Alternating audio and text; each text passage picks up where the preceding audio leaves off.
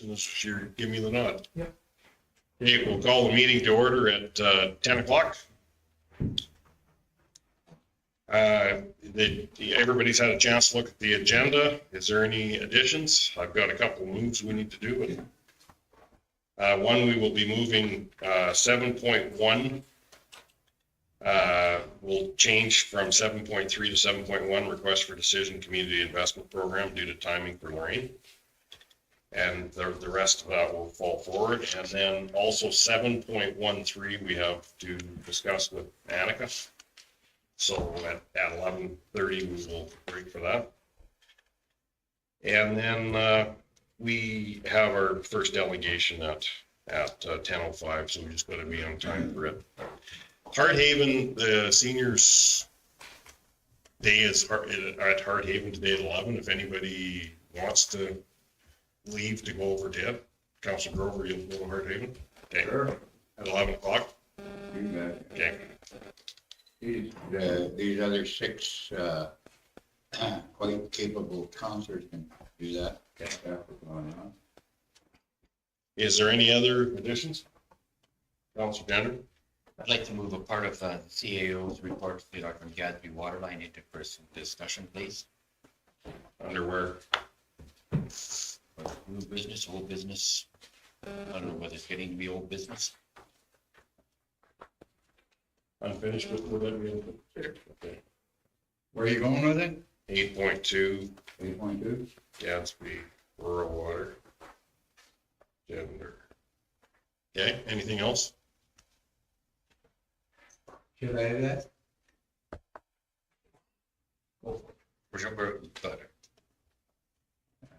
I'm not that kind of I think the staff can settle out what that problem is. Thank you. Okay.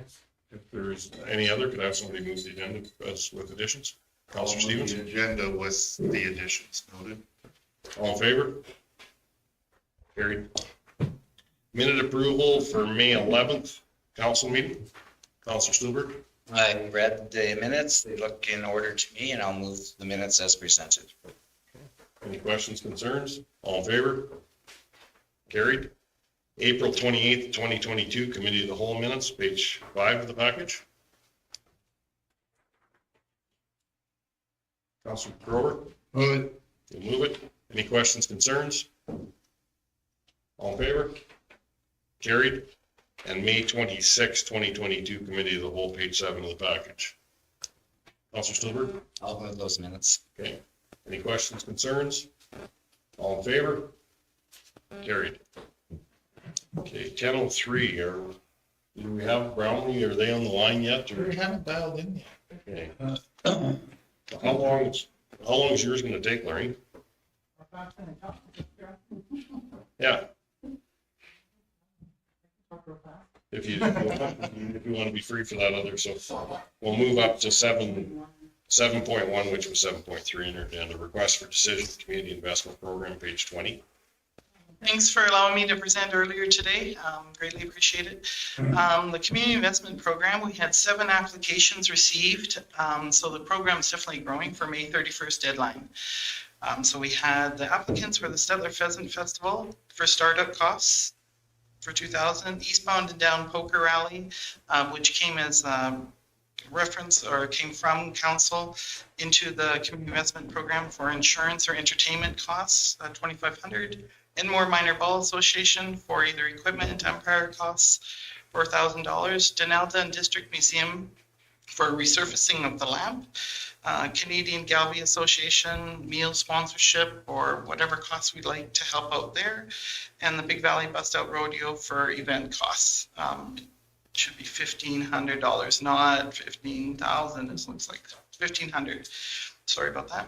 So total should be $12,500. The Canadian Northern Society, they applied in the first half, so they've been notified that they're not eligible. So this is one nice thing about the program. So I've talked to them, and I'd see what we could do with their funding request for signage for $5,000. So my recommendation, we budget $15,000 annually to support these events. recommendation would be to consider awarding funds up to 10,000 for the events occurring in the second half of 2022. As 5,000 has already been allocated to the first round of applications. So we're a little over, we're $2,500 over. Counselor Stillberg?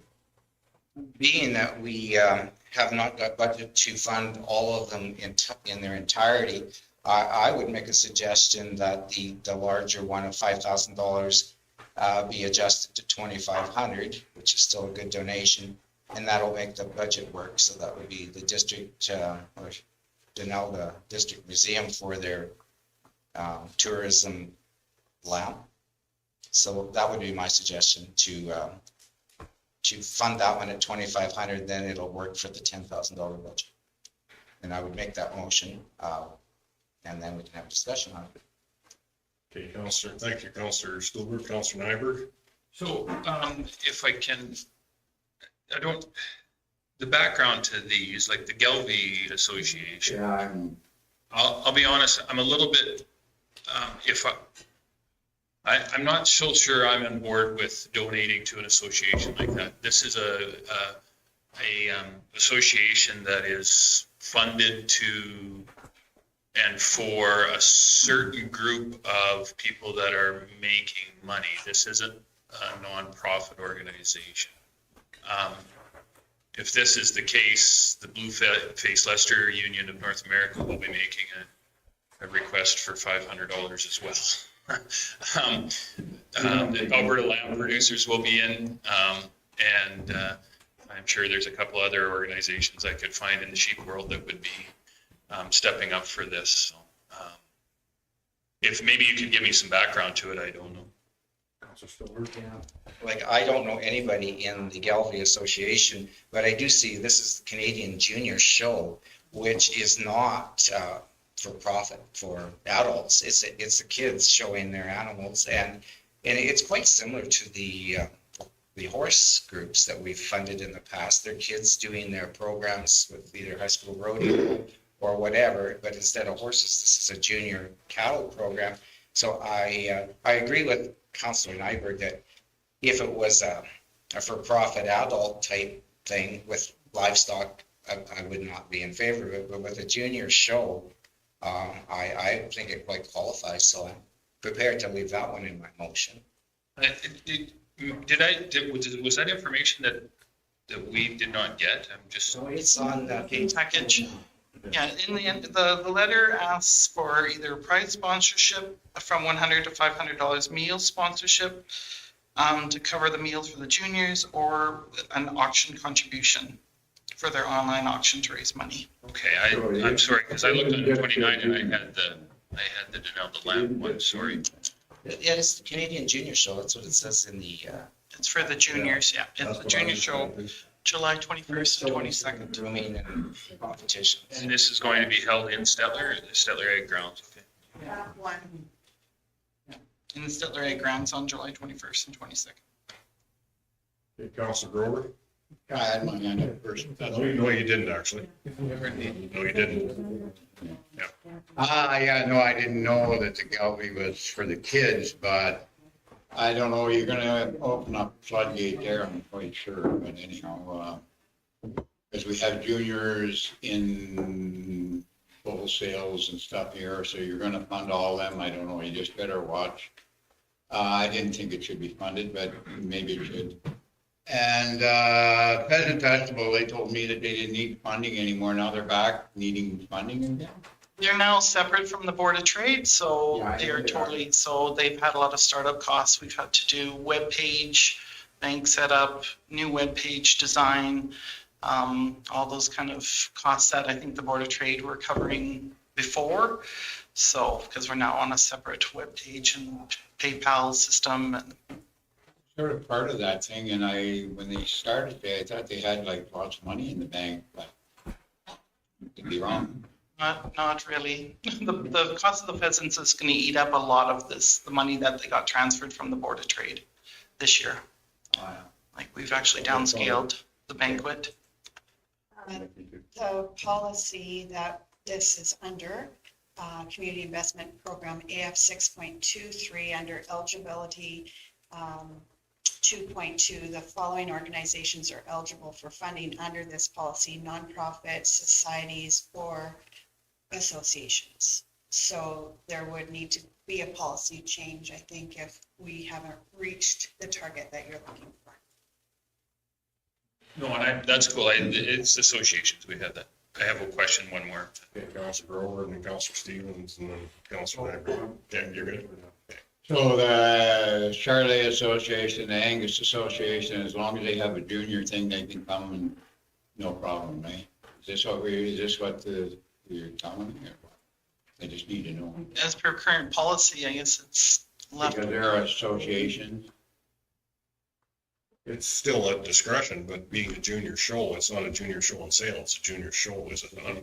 Yeah, And it's not in conjunction with the, adult, an adult. Well, it's not. It's not. fully junior, yeah. Good then. Councilor Nyberg? So just a question, and in the RFD here, we don't have, how much have we spent already? We 5,000 has already allocated of the grant.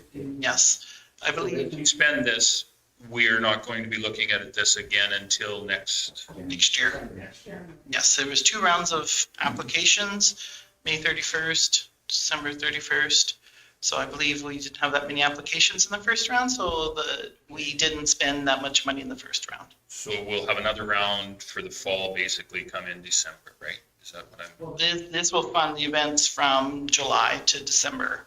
So we won't see another funding, so it'll be like January. We can put it in, yes, for sure. That'd be 2023 budget. Yeah, it'll come back to council January 2023. Councilor Gender? Do you know whether the Pheasant Festival has approached the town for any funding? No, I think they've been unsuccessful. I find this is one that, we have ratepayers, they donate all the land. And I believe this is very much benefits the town. See, like on Feathers restaurants, any lodging, anything like that. I believe that they should be approaching the town on something like this also. I'll take that to the committee. Councilor Nyberg? To Mr. Gender, many of those businesses are owned by county residents. Just as a note, I don't want to get into this us against them again kind of thing. And if we can, I have no problem with that. I think this is a community initiative and I'm very much in favor of that. I have no problem. Mr. Grover works very hard at that particular one and I think he benefits as much as anybody because Donate more this year with the price of fuel. he benefits more because he gets out and about and has something to do. I heard a shot at you, David. I guess. Yeah, picking on me because I'm a cripple, eh? Exactly. One of the reasons I support the motion that's on the table is for several years now, we've been kind of holding a hard line with the town and county museum. And if we're going to make the budget work by slashing some, I think the Denelda Museum makes sense considering that we've been holding the line with our local museum. So I support the motion. Okay, we do have a motion on the table from Councilor Stillberg, which was to cut the Denelda District Museum in half to 2,500, which stated was still a very fair, very good donation. And that would put us at the 10, which would put us in budget, would it not? Right? Yes, but Any other questions, concerns? Councilor McKay? I'd just like to point out that I know for a fact that the money that they're asking for is to refurbish the Globe. And with COVID there, they couldn't hold their suppers or whatever to get that. And I don't have a problem since we already donated $2,800 to whatever with that. But I just wanted to point that out. It's just to do the Globe. In 2020, they had started this project and it was supposed to be only at 5,000, but because they got to lift the Globe off to get the truck to do so, that was a $5,000 bill, which increased it by twice as much. So that's why they're asking for so much. Otherwise, they would have had probably the money in place, and they just got to get it done because it's deteriorating. So this is why they're asking for it, to get it done. So, but I don't have a problem with the $2,500. Seeing that we already give them 28 and operational. Okay. Okay, any other questions, comments? Motion on the table, all in favor? Carried. Thank you. Thanks. Okay, I see that we do have Derek and Alethea on. So, we have On camera. a motion to go into camera. Counselor Stevens, I'll give you that motion to go into camera. All in favor? Carried.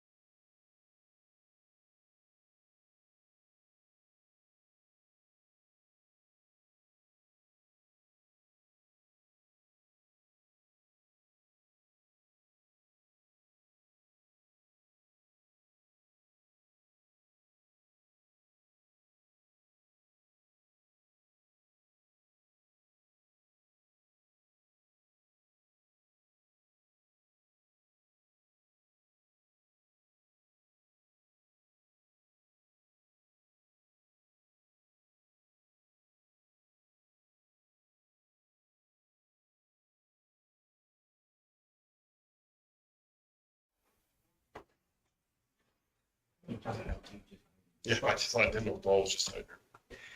Okay, do we have Annika? Yes, Annika is on the phone.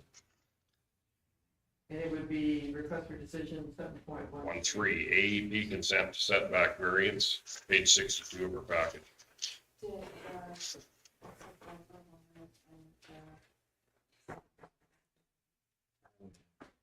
Were you going to Hardhaven? I'm on the road. Yeah, it was 11, Dave.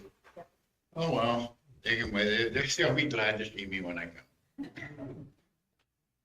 I didn't think we should miss this, so. Fairly important. Okay. So 7.13, request for decision. Who's doing that, or?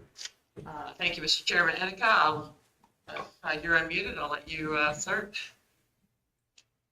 Thank you, Liz. Can everyone hear me okay? Yeah. Okay, perfect. My friend. Good morning, everyone. Good morning. For introductory purposes, my name is Annika Druck. I'm a planner with Parkland Community Planning Services, and we do process subdivision applications on behalf of the county. So the item in front of you on page 62 is regarding the request for submission of an AEP application to allow the processing of a subdivision of the first parcel out. The proposed parcel is located adjacent to a waste transfer site and a former landfill that are both located southeast of Wassa. So if we could flip to page 68. 68 of the package, that shows you the location map. So the waste transfer site as well as the non-operating landfill that was built on are located in that triangle piece, and the proposed parcel is that yellow square.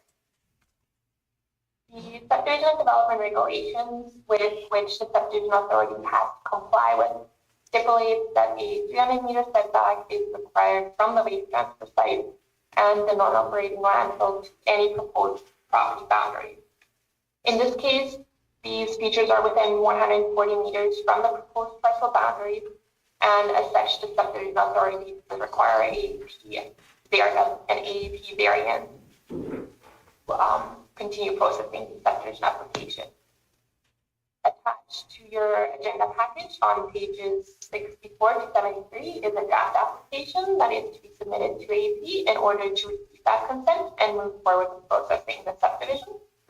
A motion from council is required to accompany the AEP application, which is why I'm presenting this today. And if AEP provides their consent, the application would be presented to MPC for a decision. And it is administration's recommendation that council approves the submission of this AEP application. And that concludes my presentation. Thank you. Okay. Any questions for Annika? Counselor Nyberg? I don't have any questions. I'm just wondering, do you want a motion to move this forward? Yes, we can have a motion moving forward. I'll give you that motion. I don't see any issues with this as going forward. It's all existing as it is right now. Counselor Gender? History on this, did they have the open pits like for burying garbage? I'm sure they did back in the day. Back in 1994, when Stetler Waste, oh my God, I'm old. When Stetler Waste took over all the transfer sites in the area, they became regional. That was the number one thing we did the first year of operation, was go in and close these sites. And then most transfer sites were put on top of the old existing waste sites. They were done to AEP standards at that time, but God knows what's buried in those waste sites. We've had this problem at Erskine also with the setbacks. Counselor Stillberg? Just a quick question for Annika. The acreage to the north of this property, it didn't have to meet the setbacks because it wasn't a new subdivision application. Is that correct, or? I'm not too sure when that property was developed in terms of the buildings that were developed, but that would have been before the current subdivision regulations came in place. but there may have been other regulations in that case. But, yeah, it's the legislation at that time. It may have been an existing subdivision from years and years ago with the village of Watha though. Right, probably was. Yes, it would, Yeah. it's, And there may have been variances given for that one. yeah, it's deemed to have been in part of that parcel, because I know we had issues with school buses, so. No, sounds good. Any other questions? Seeing none, I'll call the question. All in favor? Carried, so. Move forward. Thank you, Annika. Thank you. Okay. Our time is 11:45. We will go back to 7.2, which was 7.1, request for decision, re-water line hookup request, page 15, package. 6. Oh, 6, okay. Council's request for information. I was gonna do that after. We've been bouncing all over, but we'll, Yeah, sure, go ahead. no. We can do the council's request for information, Erskine Recreation Board, Councilor Stevens, gravel and moving topsoil. Yeah, I'll start out by giving a bit of backstory on this. The Erskine Rec Board has been doing a ton of fundraising. They seem to be very committed and aggressive in expanding the rec at Erskine, which is actually on school grounds, on Clearview School grounds. It's used heavily by the community as well as the school on a regular basis. There's outdoor skating rinks. They've only been able to be used for sometimes 2-3 months in the winter. It's their intent to get a concrete surface on there so that it can be used in off-season months for basketball, pickleball, those sorts of outdoor activities, as well as to speed up the time it takes to flood it and use it as a skating rink in the winter. They are quite aggressive. They're trying to get about $100,000 project improvement done.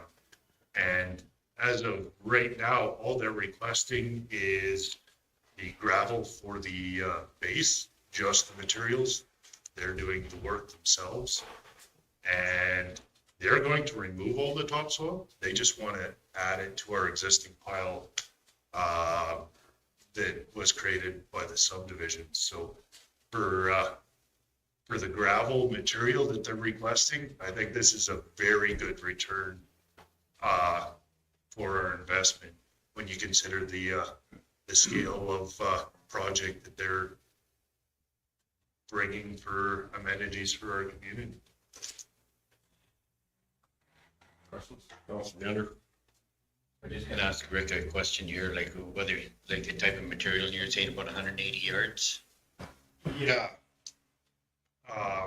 And they were, I guess, open to options, what was the most feasible. I mean, there's gonna be a large concrete slab on top, so it will have to be something that can be compacted quite well. That's why I was thinking,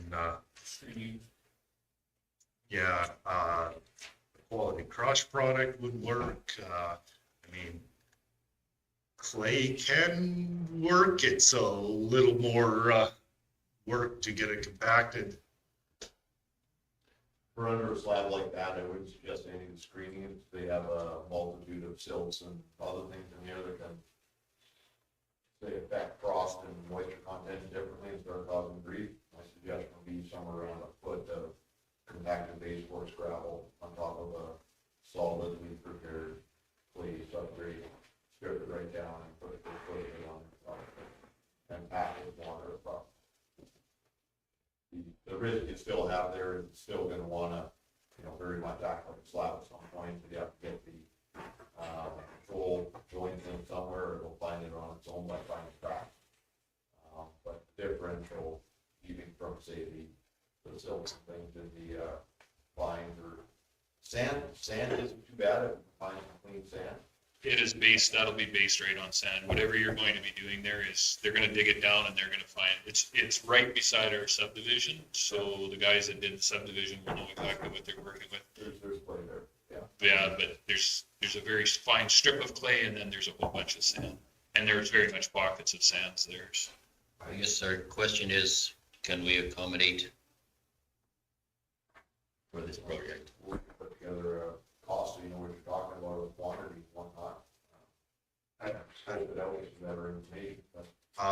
At this point, they're anticipating having to do another lifted gravel and recompact right before they move forward with the concrete. They're hoping for this to be the first layer, and that's all they're seeking at this point is the 180 yards of crush.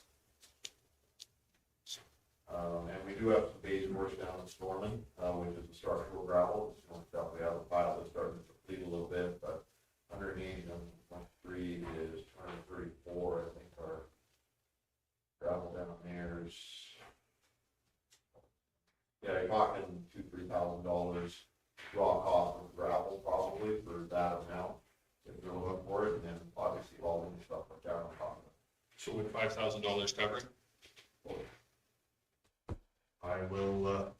I will make that motion that we provide this material and allow them to add the topsoil to our existing topsoil pile. At a cost of up to $5,000 of gravel and trucking. Sure. Just so that we have a Yep. base to go with. Then everybody knows what we're dealing with. Okay, any other questions, concerns? All in favor? Carried.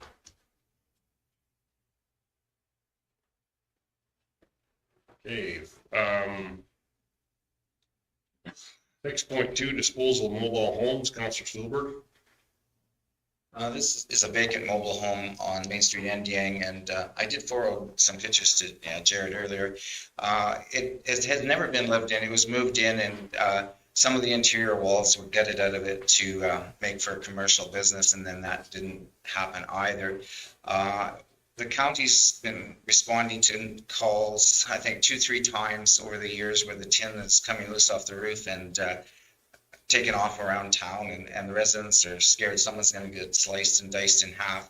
So up to this point, it wasn't county owned, but I believe now it has. I mean, it is sitting on blocks, but it's not skirted. It has 2 decks on it, and they're all rotting through, and it's unsightly and unsafe. And in the center there, I think they must have dug water or sewer in along there somewhere, and it's really, really settled. So the trailer isn't even touching the blocks, and now it's sagging in the middle. But the residents have for some time wanted to know when it can be taken out of there. That's the side that faces Main Street. It's right across the street from the community hall parking lot. So I think it's probably come back on tax sale by now. So I just got a call again about a week ago when saying, any idea when that can be removed from the town?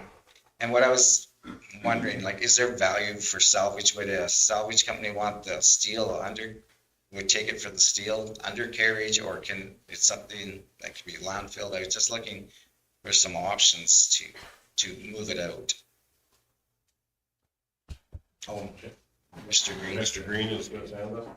Yeah, so, it looks like that particular lot with the trailer now is listed in our system as a county lot, so it must come back and actually covered at some point recently. Last time we had to fix the roof, it was still private PL. Yeah. So, looks like we have all of the structures on that block, going to the north, all the way across the community center there. And we got some, request last year to do some remediation work on the building on 34th end as well. Something to consider, because I don't know what's underneath those other lots, but, as well, and there's a house next to the other one as well. It might be something worth looking at, cleaning that entire block up, all in one shot, rather than just one structure, because they're all kind of in rough shape and dangerous. Throwing that out there, thought process. My thought was, like, when we cleaned out the church and the other old house and anything, they all had to be asbestos and stuff removed. But for a mobile home, are they built after the asbestos problem? No, the requirements would be for anything you're doing demolition on, you have to do the hazardous materials investigation first. Oh, I see. Depending on the outcome of that, then you either have to remediate, or if it's clear, then you go ahead and knock it down, haul it away. The one house in Bymore that we did do, it came up clean, so we were able to knock that down ourselves. The other ones, if I recall, we have some remediation work done first, or maybe we had all these come in and all a bunch of that and bang it all. I think when they did it. Right, and we're lucky enough, well, put it this way, is that we can halt at Waste Management at the site in Big Valley, because they do take, they took all those houses from High River that had been affected by the flood, and anything with asbestos, that's where we haul to all the time. So it shortens the haul. For sure. So if you're dealing with the entire structure, sort of as a fall in or an unsafe, because you can't go in and remediate it, you pretty much have to bang the whole thing, very similar to the house that we had talked about a couple of years ago in Gatsby. Gatsby, Where then everything that's on the ground has to be bagged and disposed of. So, Naturally. Anything else, that's assuming it's unsafe to go in. If it's safe to go in, then you have to remediate it.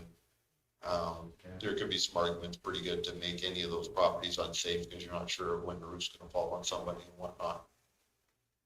Yeah. Well, I would definitely like to see the wheels start turning on this, and I guess what it takes to get some costs or whatever, so that we decide if this is the worst one at this time. But you can see in the picture that Jared has up, there's a home beside it that's also vacant, but and the county has put those 3 wooden pieces on the tin and screwed it down to hold the tin on that one too. But If I may, something to consider would be, take a look at that whole block, maybe put together an estimate for putting into the budget for next year to remediate the whole site. You'll get the benefit of the larger work area, so it's not so costly for any one thing. But if you do basically the entire block there with all 3+ structures that are on it, and put a tender out to take them all out at the same time, you should get that scale and cost down a little bit, rather than 30 or 40 just for one thing. You know what I mean? It maybe has to be something we look at in a strat plan too, because I know on our road tour, you go through Red Willow, and there was some buildings sitting there. I don't know if they're county property or not. I assume they are, because one was the church. How long do we leave that stuff sit? Gatsby, we did that cleanup of the house, but there's still a small, it would either be deemed a larger holiday trailer, like an old one, or a small, a small home that was on that lot where that house was, plus another 1 or 2 steel frame things that's just sat there ever since we were done. So We were unsure if they were somebody else's that were being left there or not, so. no, they were, if you'd asked the area councilor, he told you it was the same guy that died, so. no, I agree with And we gotta get the stuff cleaned up, because if we wanna sell lots and stuff too, that takes away any appeal when you drive into these spots, when you start seeing stuff like this. And this one's right across from your hall. That one is a Rick kitty corner to the Gatsby Hall. You know, and we look at Red Willow, like I said, we drove through there, and there's some pretty rough looking properties there, and every hamlet gets them. Botha, I've gotta start checking on some there too, because we've got some pretty, if they're not owned by the county, we should really be going after the landowners to do something too.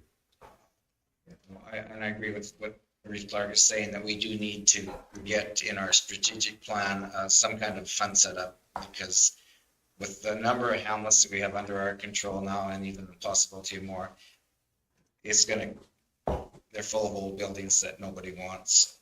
We're gonna have to be prepared. But yeah, no, I think that probably Rick's suggestion is good to get a cost of all the old buildings on that side of the street, and just go from there.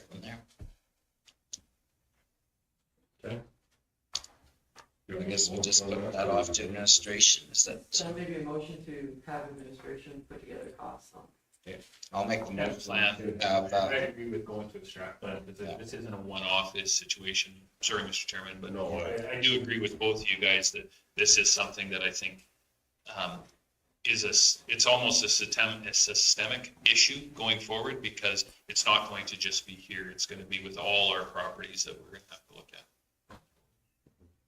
I will make a motion then to have administration come up with a cost on this project, and then also to enter into some future planning in the strategic planning to address this issue countywide. Councilor Gender? You want to add on the other two properties that Rick was talking to the north of there, to have those kind of included? Yeah, that was the intention of my motion. The whole block would be in the cost calculation. Okay. Any other questions, concerns? I'll call the question. All in favor? Carried. Okay, so we're sitting right at noon. Is this thing's here, Nikki, or? Yeah. For recess for lunch, Councilor Stillman? Lunch, yes, I will. All in favor? Sorry. Or were you not in favor, Councilman Everett? I had it up and down already. Up and down. Thank you.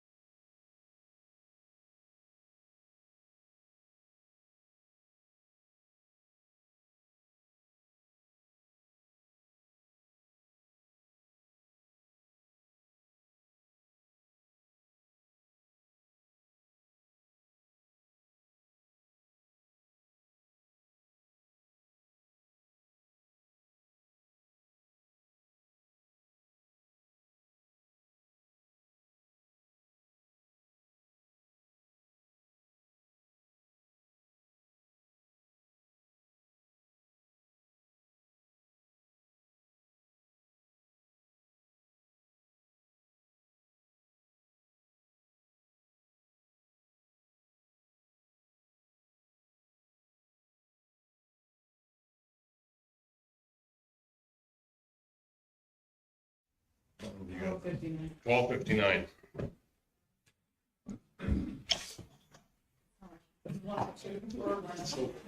You got two, which one? You better catch up on your clock, because I got 102 too much. My computer's at 12:59 right here. Okay, we've got 15 minutes or 13 minutes, whatever, however you like to read your time. DeRoche and Sands Heights Marina Association lease agreement delegation. So now we would be on 7. Mr. Chairman, we do 7.2, Clint's here and Sharon's not. Okay. So 7.2 is the request for decision reception center vs MOU with Red Cross or hotels, page 18 of the package.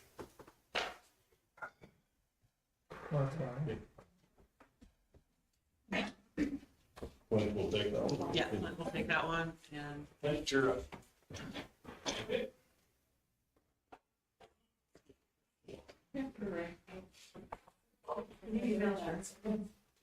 To come in?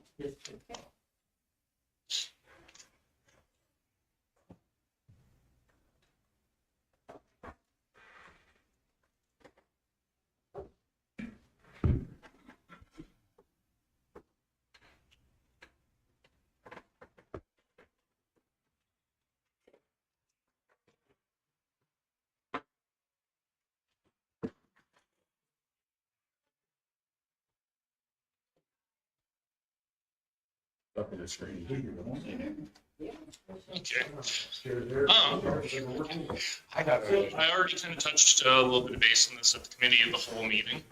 So, the issue that we've had was, I can't even really give an adequate timeline, go how far back.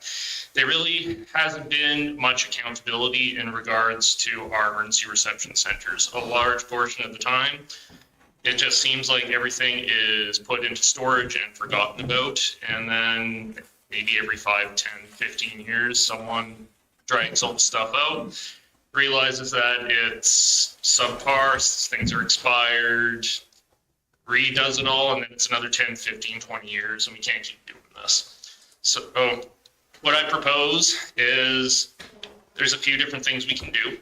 So the first is we can keep doing what we've been doing, where we'll just try and be a little bit more diligent with keeping track of all the different supplies that are needed. And that's going to roughly cost us between probably $30,000 to $50,000 every 3 to 5 years to keep renewing all the emergency social services items that we need for a reception center. That's option number 1. Option number 2 would be to prepare, so there's 2. We got 2 different vendors that got us a little bit here. So that's where my $30,000 to $50,000 is coming from. There's 2 different places that really gave quotes. There isn't a whole lot out there that would be able to just do it all up, but either way, we're going to be looking at having a fair bit of expense that would be proactive. We wouldn't be able to get any money back from disaster recovery funding or anything like that. So that's where A and B come from. Number 2, I did reach out with a few of our regional partners, and what they've all done, Red Deer County and Lacombe County in particular, they either have MOUs with Red Cross, hotels, different corporate chains, where then when the need arises, you activate those MOUs, and then you get those resources brought in. With that would be the potential to add that to our disaster recovery funding, so we'd potentially be able to get some of that money back from the government, and it wouldn't be a proactive expense anymore.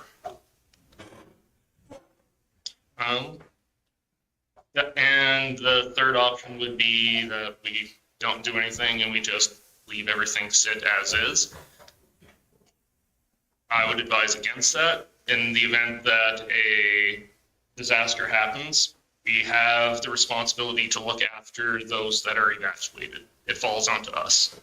So if we don't do anything, we currently don't have anything right now that I would be comfortable putting people in for. They'd basically just be shoved onto a gymnasium floor with nothing, which I personally think is unacceptable. So those are the three options that we have on the table currently here today. Yes, Dave? What's it cost us? No cost. Free?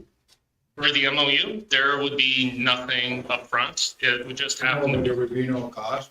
Where would we get the extra motels from? Like Red Deer County and Macomb County have Red Deer and way more motels than we do. Yep, but we'd still have the Canalta, there's the Ramada. Yes. So I see this also as an option that we may be sending these people to Red Deer. If we had a countywide, That's what I was wondering. We're going to ship them over there. We're gonna pay for the bus fare back and forth. I just wonder what the cost was. well, that would come at that time, and then again, it would be charged back to the provincial government under the emergency management system. And they would pay it. Yeah, no, they seem to so far. I'm from the government and I'm here to help you. A portion of it they would.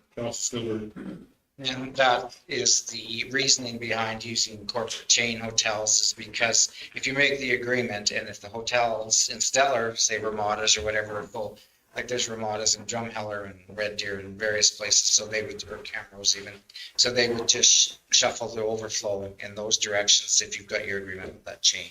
Exactly. And a large amount of people too do drive. They have their own means of transportation. So we wouldn't even be necessarily needing to transport these people. It'd just be a location for them to be able to go to if they don't have a place of their own. And more often than not, people are going to want to stay with friends, family, like people that they know. They don't necessarily want to like go to the government and expect to be given a place to stay for an indeterminate amount of time. People usually prefer the more human option of going to people that they know that they can stay with for a little while, especially if it's in a disaster scenario. Albertans are very good at reaching out and wanting to help out their communities and their friends and family. But yes. Counselor Stevens? Yes. I'm in favor of option 2 for a few reasons. We're not constantly spending staff time monitoring this, storing it, checking, making sure it's dry, replacing it when it's expired. Some of the stuff we might have to replace 10 times and it'll never get used. And here's to hoping anyway. And the second point is, I know if I was in this situation and my options were put on a cot on a gymnasium floor with 50 other people or put up in a hotel room, I know which one I definitely feel a lot more comfortable in. So I think signing the memorandum of understanding with, as it's presented in option 2, is definitely the more attractive option to our residents if an emergency were to happen. Counselor Stolberg? Yeah, and there's the safety issue too. Like there are circumstances in certain families where certain people have to stay away from certain people. And if there's a disaster and they all end up in the same gymnasium, that can't be met. So, I mean, there's a safety issue where this is a preferable route to go with hotels. And so I would be prepared to make the motion to go with option 2. Because it's such a waste to throw expired stuff away when there's another option. So I think that's just good support for option 2. Any other questions or concerns? Seeing none, we have a motion on the table. All in favor? Carried. Thank you. Request for decision, water line hookup request, page 15 of the package. Thank you, Mr. Chairman. Sharon, you want to take this one?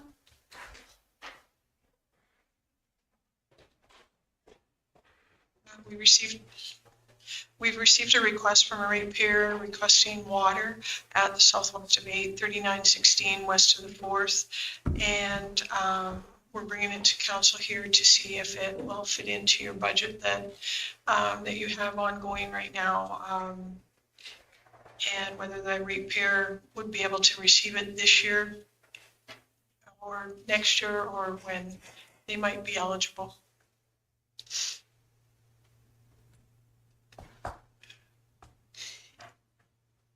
Yeah. And financially, there would be construction costs of approximately 78,000 plus GST.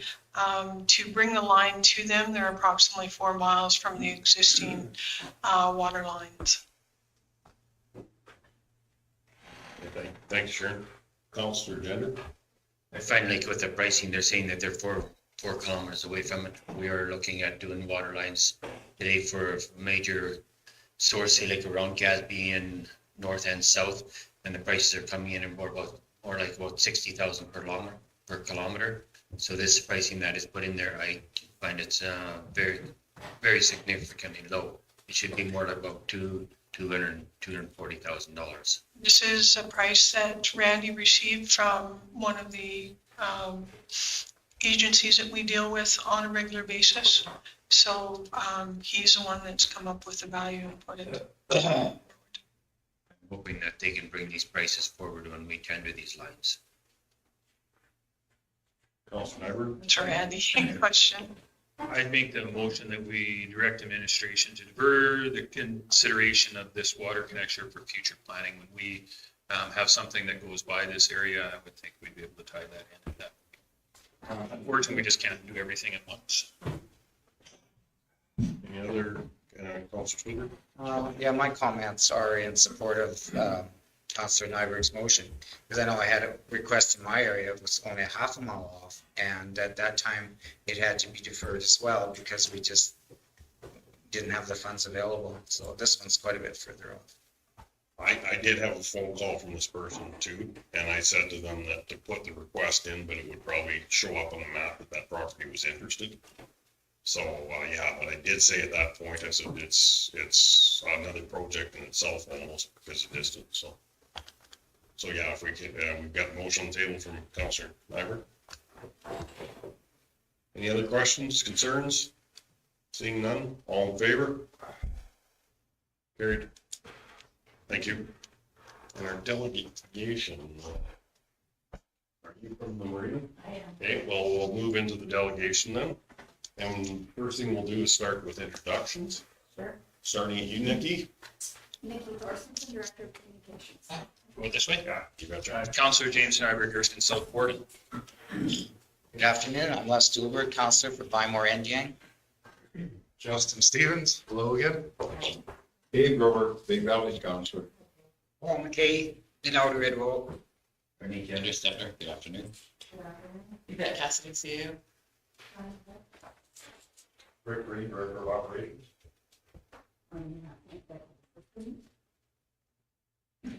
Jared Kushner, Manager of IT.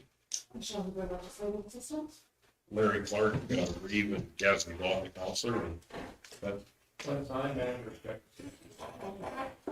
Nice to meet all of you. I'm Leslie Bettiall. I'm the Secretary Treasurer for the Marina Association. We have a 5-director team that we've been working on, and we're hoping today that we can get an agreement in principle to proceed forward with the lease so that we can share the information with our community. So we're hoping to do that in the next week or so.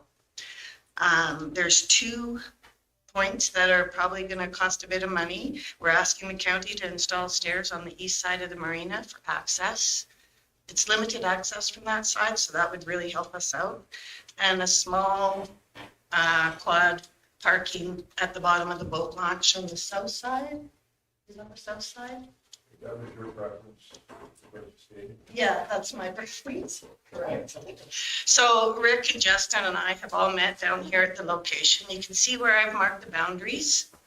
So we're asking for a 2-meter setback. I do have some setbacks from the ER, allowances from the boat launch, and a 75-foot swing from the backside of the boat launch. We're hoping that it could be a 20-year term, as that's the life of the dock system we're purchasing. We would like exclusive rights to the marina so that nobody else can park there. The county continues to maintain the parking lot and the MR surrounding the yellow boundaries there. Identify any grounds that would be enact a cancellation of the lease. And notice to the existing users to vacate the bay by September 9th, which is our projected timeframe, we'd like to pour some cement abutments. So what the marina can provide the county with is official engineering drawings for the cement abutments. We will share our 3D side sonar scan, which will give you a clear indication of the condition of the bottom of that bay. We are going to make special provisions in our rules and regulations to manage parking. And we would ask that there be an emergency contact posted with the county on that location so that we can provide our contact information, and if it's marina related, you can forward that to us. And that's about it. Does anyone have any questions? Councilmember. So I'm a little, I guess I'm a little confused. I went through this and so is this part of the Roshan Sands Heights Community Association, or is this separate? Like, who are you? We're separate. Okay, so who are you guys? So we are the Marina Association on the community, Roshan Sands Heights. And we do have members from the Community Association on our board of directors. Okay, so who's on your board of directors? So it's Ed Walker, myself, Jason Delwo, Julie Bretan, and Ian Clavel. So you have 5 people that are on this? Is that Yeah, we're going to expand it to 7 once we get some members. okay? So there's 5 of you, and you would be the ones that would be leasing this property, basically. The Marina Association, we are a registered society. Okay. So I did put that in the package there, a copy of our registration. Just did an incorporation certificate. Okay, yeah. Yeah. Councilor Stover.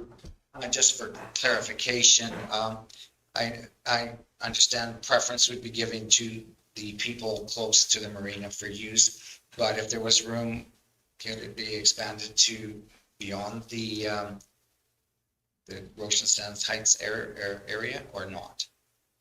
So currently we have 38 people interested in slips, and we have 32 slips.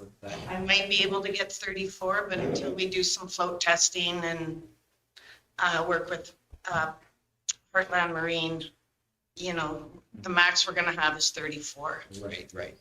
Well, I guess my suggestion would be to have it worded somewhere in there. I know it's full at the time, but it's a 20-year agreement, so it would make allowance if there was, rather than have some sitting empty, that they'd be utilized. That actually makes some sense. 38 people interested, but until they come forward with the money, since they will be contributing, 38 could change to 30 in a heartbeat. And show me the money. Yeah. I mean, it makes some sense because there's a financial incentive to the association to stay at max occupancy. If someone decides that they're listing the house for sale and moving and they give up their slip, there's definitely an incentive to get that filled, even if it's outside of the community. It's my understanding unofficially that there's some people who want the slips just for their lot. So that's going to open up the door for rentals of these slips. As far as the workings of the marina, we're waiting until the membership comes on board so that they can make the decisions in how that part of the marina operates. And just to backtrack a little bit, we had separate committees for each stage, subcommittees within our committee for each stage, where we enlisted professional, educated people from our community to help break down the economics. There was an economics team, there was an infrastructure team, so not everybody participated in every subcommittee. It was only the people who had the knowledge in those areas. So there is a little bit of buzz, and you know, I don't foresee how they're going to decide how the actual marina runs and what the rules and regulations are within those boundaries. But I would like to think that the rentals will be opened up But ultimately, it'll be the membership that decides that. CEO Costi? So unfortunately, I haven't been that involved with this, but I'm trying to catch up quickly. We presented this concept to the public. I think if we want to talk about details on the lease, that we should go on camera. And once we do that, I have a couple comments.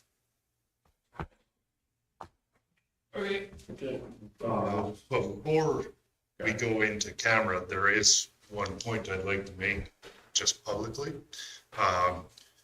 If we move forward with this proposal, I think it's, and Leslie and Rick and I had this discussion when we did our site walkthrough. It's important to lay out who's responsible for what, have those boundaries clearly indicated in advance, just so there's no confusion, no finger pointing after the fact. And that's something that I want to be very careful about. What is the county responsibility and what is the Marina Association's? And I can give you an example of that. At one point, the idea was floated about having ATV access all the way around through the reserve.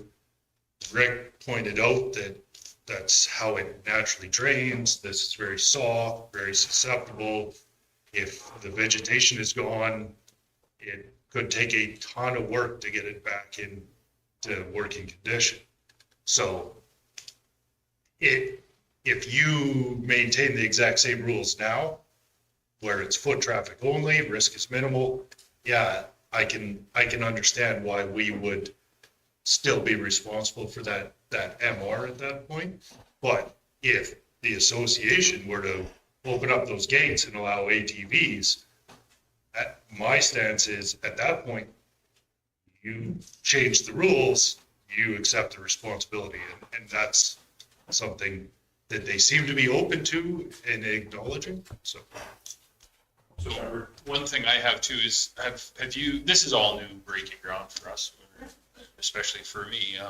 Have you talked to any other municipalities that have dealt with this? I just, and in my mind, I come up with a number of concerns that I have. Number one, ATVs, we already know that we have an issue in some of our summer villages with the RCMP and unregistered ATVs on their roadway. How do we know that this isn't going to be causing more of a problem by putting a parking spot for ATVs that are unregistered or not supposed to be on the roadways? So there's currently locked gates preventing access. I'm just saying, if you have parking and it would be open parking, Billy Bob goes down there with his ATV that is not registered and he's driving on the road, there could, unfortunately, I see a boogeyman around every corner when it comes to how people, if they're going to sue somebody, they sue the county, because we typically have the most to gain from somebody suing us, right? I mean, you can sue me, you can't get blood from a stone, but if you sue the county, you're going to get considerably more fortune. So I'm just very cautious about when we are dealing with the county's investment. I want to protect it. So. Right. And we have had lengthy discussions, and we did a study. It's in our business plan there that we did a study on the usage of the ATVs down there. But, you know, I kind of feel, my own personal feeling is that's enforcement across the board. That's not restricting it to the marina. I mean, it's the whole neighborhood. It's not like we don't know. But if I'm parking on your association's parking lot and it's parked there and it has no, it's not a public parking, it'll be on private property. So does our peace officer wait till Billy Bob decides to leave that parking spot, or now do we have access to go onto your? Actually, the boundary stops before the parking. So it would be, parking would be So the ours? yellow on the map there is the boundaries of what we kind of, So our ATV parking would be us? See, I'm not really in favor of that. Okay, that's, I've got just a comment too, is we have a public boat launch there currently.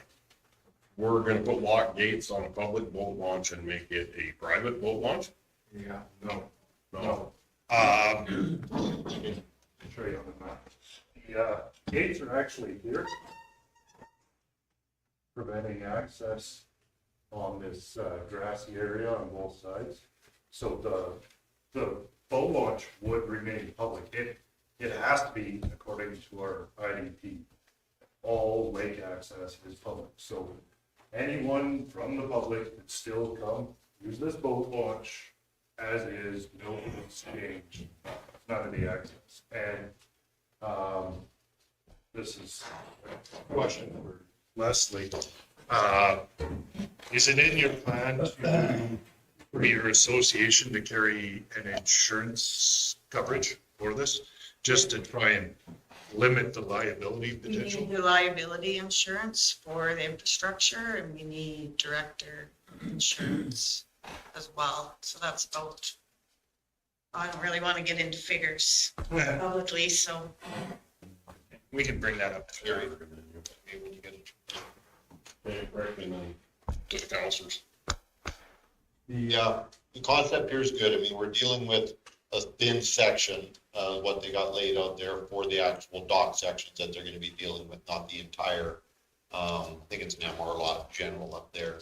The thing we need to remember, and I don't think this impacts what they're talking about doing or not, is we have to maintain access and control of this entire feature as a stormwater feature first, because that's what the approvals for the subdivision indicated when it was in here. That's why that 4-bay is in there that sort of cuts into the boat launch, and we did the best we could to fit everything in. And it doesn't work great right now, but it works adequately. We have aeration system in the, I think we have 4 of them throughout the pond area there as well. So remembering that that's what this is first, so we have to be very careful about maintaining access and restricting our needs to be able to maintain that for the stormwater good of the entire subdivision. I don't think this is impacting it from what we see there. I think it's a great thing myself. But we just got to be careful about the ideas that may grow around that, right? Okay, thank you, Rick. Councilor Stolberg and then Councilor Romer.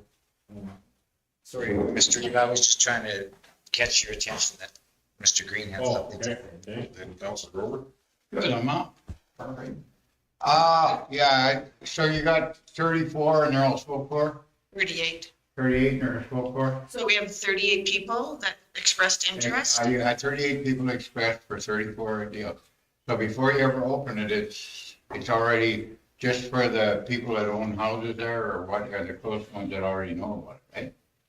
It's So it's not a public, the public access, like I take my boat up there, I put my boat in the water, where can I park my vehicle? in the parking lot, in the same That parking little lot. one? Well, that's the parking lot you currently have for Yeah. it, so. I'm not in favor of this, becoming a private resort for, handful of Community. people. Like, sorry, It's a community marina. yeah. For the Crestview community, there's 5,200 people in the county of and I don't think it would service all of them. Or would service them, and access to that lake is supposed to be access to the lake. Thank you.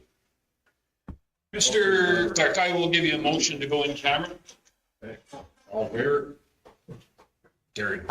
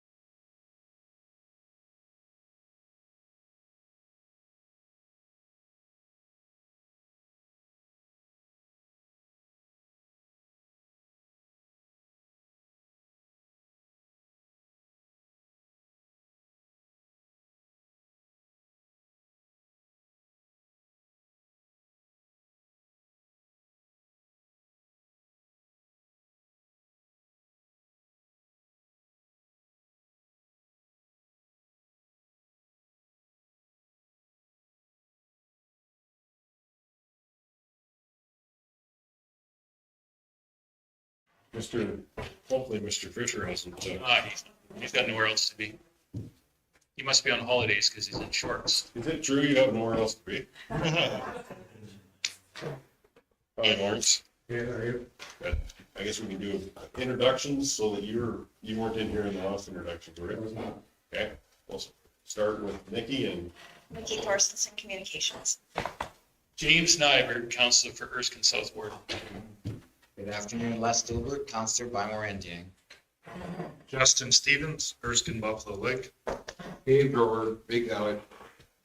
Paul McKay, Denali Red Willow. Good afternoon. Rick Green, Director of Operations. Under County Manager of Protective Services. Derek Kushner, Manager of IT. Michelle Huber, Legislative Assistant. and Larry Clark, Reeve and Gadsby Boston. Council. Okay, I'm Lawrence Fisher, here representing the Stettler Dirt Riders Association. As, I don't know, do any of you guys know we have a motocross track? I thought that was a gopher. So Stettler being an active community with excellent rec facilities, ball diamond, soccer field, skate park, walking paths, ice rinks, tennis courts, the list goes on. Our association would like to add one of those jewels in the crown of Stettler's rec facilities. The SDRA, or the Stettler Dirt Ride Association, is entering our 5th season of motocross track rejuvenation. It was opened years ago and then was abandoned for a few years, and we've now began rejuvenation. As a group of volunteers, we've made vast improvements in the functionality of the MX track and the related attributes, but our volunteer resources are limited, and we're looking for support in regards to upgrades and also annual maintenance. We've had increasing memberships each year, had 120 families attend the track in 2021, 30 annual memberships. Some families camp at the track, come from Calgary, Rimbey, and one family has hit us a few years from BC. We've been approached by the Central Alberta Motocross Series, or CAMS for short. We have the opportunity to join their series. It's a series of points races between Rimbey, Rocky Mountain House, Drumheller, and Alex motocross tracks. These events bring dozens of families and individual racers to their towns for 2 or 3 days at a time, bolstering their local economy and spending money in town. Our track would require some dirt work upgrades and a set of starting gates in order to participate in the series. We've contacted local construction companies to see how they might be able to help us with the dirt work, and we have a fundraising event, which time printing this was come and gone, but we did raise $3,000 in one day at the track to fund the purchase of starting gates. Now, $13,000 US was a quote we got last fall. 35,000 Canadian was the last quote we got this spring. So we're looking at options, trying to find used ones, trying to build our own, anything. Our board of directors is excited to work towards putting Stettler on the motocross map by hosting our first motocross event in the spring of 2023. That would mean we'd have to have all of our dirt work completed kind of before freeze up in the fall here. So we kind of, I'm here to kind of request 2 things from county council. Our goal for upgrades is to have the county provide equipment and operators to shape and prepare the road access, and have the town provide the materials. So there is we're looking to upgrade approximately 575 meters of vehicle roadway. It will allow safe access to both track patrons and maintenance equipment. The town has a stockpile nearby of gravel, so the finishing product. I've approached the town to supply that. It's kind of based on if the county is willing to do the base work and the town is willing to provide that product. I'm hoping the town will lay the gravel and the county will blade it in after the county's done the prep work. So I'm not asking for cash. I'm asking for heavy equipment assistance to help us do what we can't do with our volunteer equipment. Goals for annual maintenance is pretty simple. We struggle to keep up with mowing. We're asking that the town provide mowing of the parking and staging areas 1 or 2 times per year, and the county provide mowing of the infield 1 or 2 times per year. This would drastically reduce the fire hazard and increase the aesthetics of the facility. The next couple of pages are just satellite pictures of the 575 meters is the green line. from the main gate is also the shared gate with the flying club, the Stettler Aero Modelers, I believe they're called. And so we're hoping to get that, if the county would prep that green line and the town would lay the gravel and the county would finish it off, is our first request for an upgrade. And then annual maintenance would just be the next page. The green, what we call the infield of the track, has kind of some heavy brush and like something that a little heavier equipment would require. We can't mow it with our volunteer equipment. We have small acreage tractors and ride on mowers kind of thing. And the town, they haven't got back to us yet with a yay or nay, but we're hoping they would do the maintenance on inside the red, build us the parking and patron area. That's the long and short of why I'm here.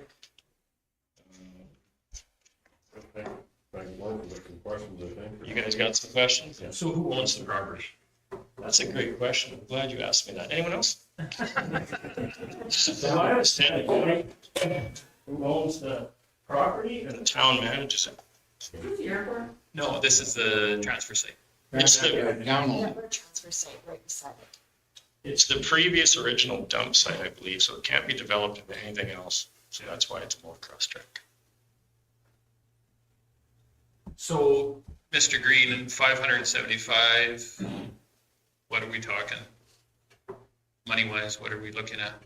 Looking at a bit of equipment time. If you're interested in taking part of the project, I would leave it with me to talk to the town and these guys. They've got a higher end solution with a bunch of the town's material that just landed in our yard.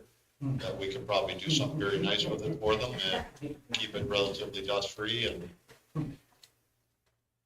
Mr. Chairman, I would like to instruct administration to have a conversation with the town or in conjunction with the town, look at what the cost would be and bring this back to us the next meeting. Is that kosher?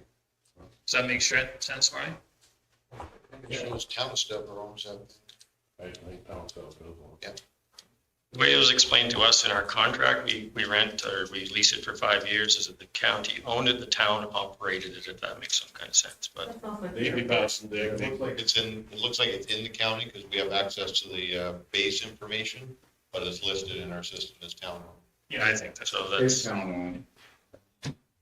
Council Grover. It's town owned.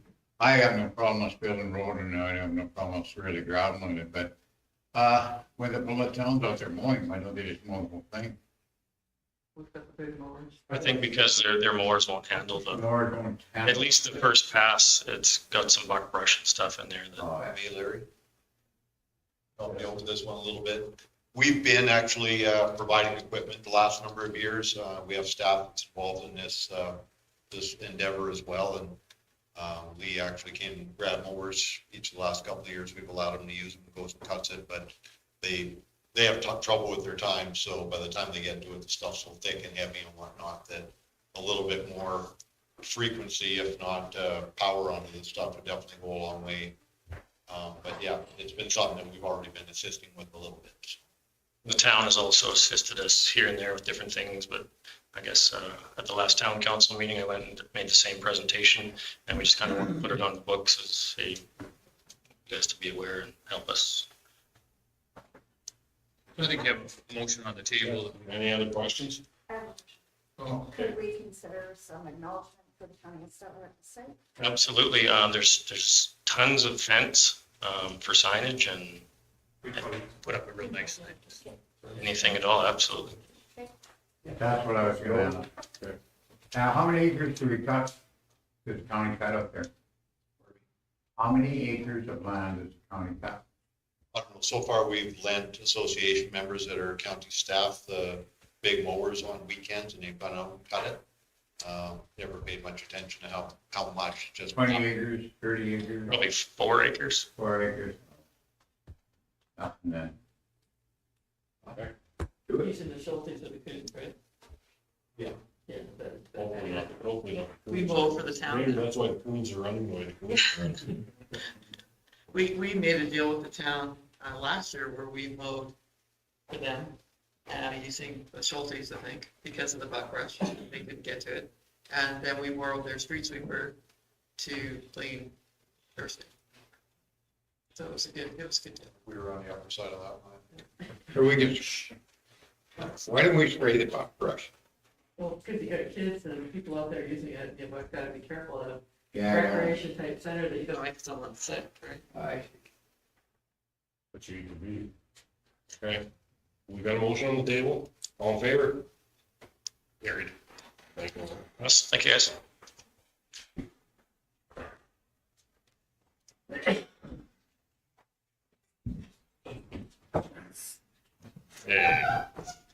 Puts us to.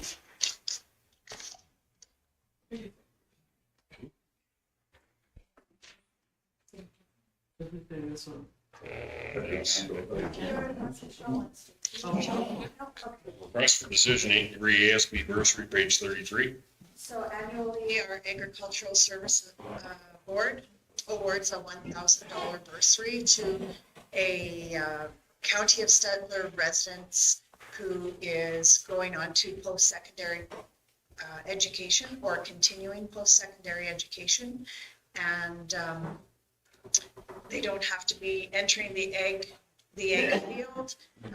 We're just looking to support students who may potentially come back into this area and share their knowledge and their skills once they're educated fully. So this year, the Agriculture Services Board Committee has brought back a recommendation that the 2022 bursary in the amount of $1,000 be awarded to Gracie Morbeck of Erskine, Alberta.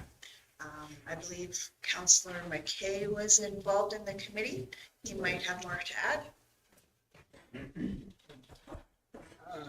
Not a lot, but yes, out of the 6 people that did, and there was one that was supposedly not in the county of Stettler, but I did point out she does live in the county of Stettler, which we did check, and she does by a few miles. And it was her parents that I thought didn't live outside, but then I did agree, so she was included in it, but she was way down on the scale that we'd presented, so. No, she was our first choice. There were 2 other close ones, but a little distance behind. This one just stood out that much better than all the others. That's why we choose this person.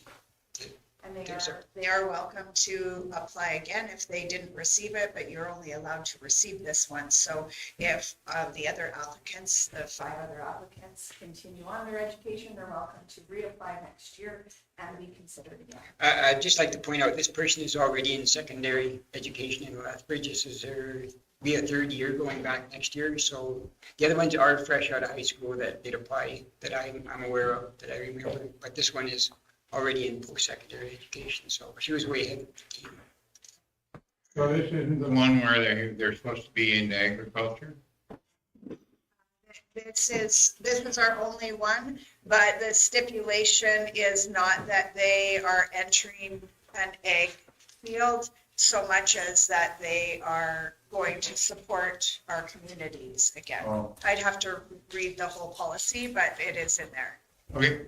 Well, their recommendation is they're supposed to do something along the agricultural department. This one was in what her recommendation was, is it was to do with it, but it's already been imposed, but she wanted to upgrade on what her recommendation into this was, so. But they're most of the people that did apply for it were raised and born in the counties that they're on farms, so they are community or are farm involved, so agriculturally involved. Councilor Stuber? I will move that the County of Stettler award the 2022 ASB bursary of $1,000 to Gracie Morbeck of Erskine, as recommended by the ASB bursary committee. Any questions, concerns? All in favor? Carried. 7.4, or 7.5, pardon me, request for decision, read trial for alternate calcium product, page 34. Thank you, Mr. Chairman. Rick, you want to? Yep, you betcha. So this one I'm expecting more of a conversation on where, not what. Just because dust and dry conditions have been such a pointed topic in the last couple of years. So in the last couple of bidding processes we had for our annual calcium, we've had this particular supplier trying to get us interested in his, what is it, Brooks 32 GT15 calcium product. It doesn't meet our normal specs, but it's also got a binder built into it that may also help us control a bit of washboard and service deficiencies over time as well. So one of the spots I really wanted to try something on in a real bad spot that doesn't stand out as in front of somebody's house specifically that's not contributing to it would be the location from the top of the McDonald Road directly east to the Scenic Sands Road. So there's nobody living on that stretch of road, but it is a constant nightmare of washboard and surface degradation up in that area that I've been hoping to try and find something to work with up in that area because it is sandier and we do want to try and find something that works. Open to suggestions if, as a group, you want to try something different location-wise, but I do want to try the product out because it is cost-effective and still looking for that cost-effective solution that's going to give us some value in other areas than just straight dust control. Thanks for Justin and then. I definitely think that road is probably one of the busiest, if not ranks right up there in our county, during the summer months in particular. So I can understand the incentive of wanting to try it. My question is more of a technical basis because a bunch of that road surface is milled up asphalt. Is that going to give us a true comparison for what this? Oh, It's east-west. oh, it's the east-west. It's going directly east over the Scenic Sands Road. Yeah, you don't know your area? So as soon as they come off the chip seal, we have a lot of problems in that stretch. So, Okay, no, fair enough. Then my question is moot. The question I'd ask, have we ever added any other product in that section of road? no, I was going to a year or so back, and that's when the other product we were trying jumped up in price hugely, and we just walked away from it. We get a comparison. Yeah, because it's raw right there. Thank you. What kind of stuff did you use on the going east on Fritz Hill Road? 56. Going up the hill. Going west up the hill off 56, we originally put a product called Clean Track on that. It performed well over a couple of applications. And I believe we threw some calcium into it last year just because the. How do you compare with this? Price. Price wise, the Clean Track is more expensive than oil now. But it worked. Well, it worked pretty good there, yeah. We're pretty happy with it. Where they call them produced water and actually not portions going to the lake. They, you know, fancy cars and stuff like that, they don't get it very. It is an organic binder in there, they say, so. Okay. But the Clean Track, how much more expensive is it, or clear whatever it is? Well, how much more expensive a liter is it? Percentage wise, give us an idea. Yeah, just 10%, 20%. This year, I don't know, because we never got a quote on it. Last year, it jumped up like 50% more than it was. The biggest thing with it, the last time we quoted it out, we got quotes. And then we went to order it, and they wouldn't honor the price they gave us on the original. You wouldn't honor the price. So, I'd like to know, just send it to me or whatever, or give it back to council, how much it is versus this stuff today. Just a price. Thank you. Do you want me to go phone and get prices on it again? Yeah, I want a price on that stuff. I'm not even sure it's being handled locally. It handled it for 2 years, or did you put it on twice? We put it on 2 or 3 times in some spots, yeah. Mr. Chairman, I'm a little confused with what Mr. Grover is asking. He could maybe clarify. I just want a price on the clear or whatever versus this stuff. That's it. I'm not even sure it's being handled here locally. The salesman that I was talking to isn't with them anymore, and I'm not sure they're doing it anymore. I don't with Tricam with a Red Deer, but, Okay. So the Clear Track, We already know it went up 50 or 60. Well, it went up 50% of what it was before, but I have no idea what it's worth today. we do use calcium as dust control, so if this is another trial, Dave, at least, you know, if we Yeah, put no, on section road, we can see if I'm it gonna costs go ahead better. and put this on, but I would like to know what the difference is between the stuff that actually worked on that road and the stuff we're trying. And the stuff on Paulson's Hill was clear track also, and it's still is the best thing that we put down up there. We topped that with calcium last year as well, just. Not near as good this year over. No, it's calcium's a little slippery. The washboard held really well. Thank you. Okay, Councilor Stevens. I'll make the motion that we move forward with staff recommendation and give this product a try on that particular location. Any other questions, concerns? All in favor? And then you do you have a request to find out what clean track is, or? Yeah, I want to request what clean truck is. I guess we know what this is. Right there at 33. But the clean track is through Tricam, which they're a very big outfit out of Red Deer, so if we don't have local people that are local anyhow, that we could get a price that I think they'd honor to. Do we have to have a motion for what Councilor Grover asked for? I don't think so. Administration's cool with that, it's not a big deal. Okay.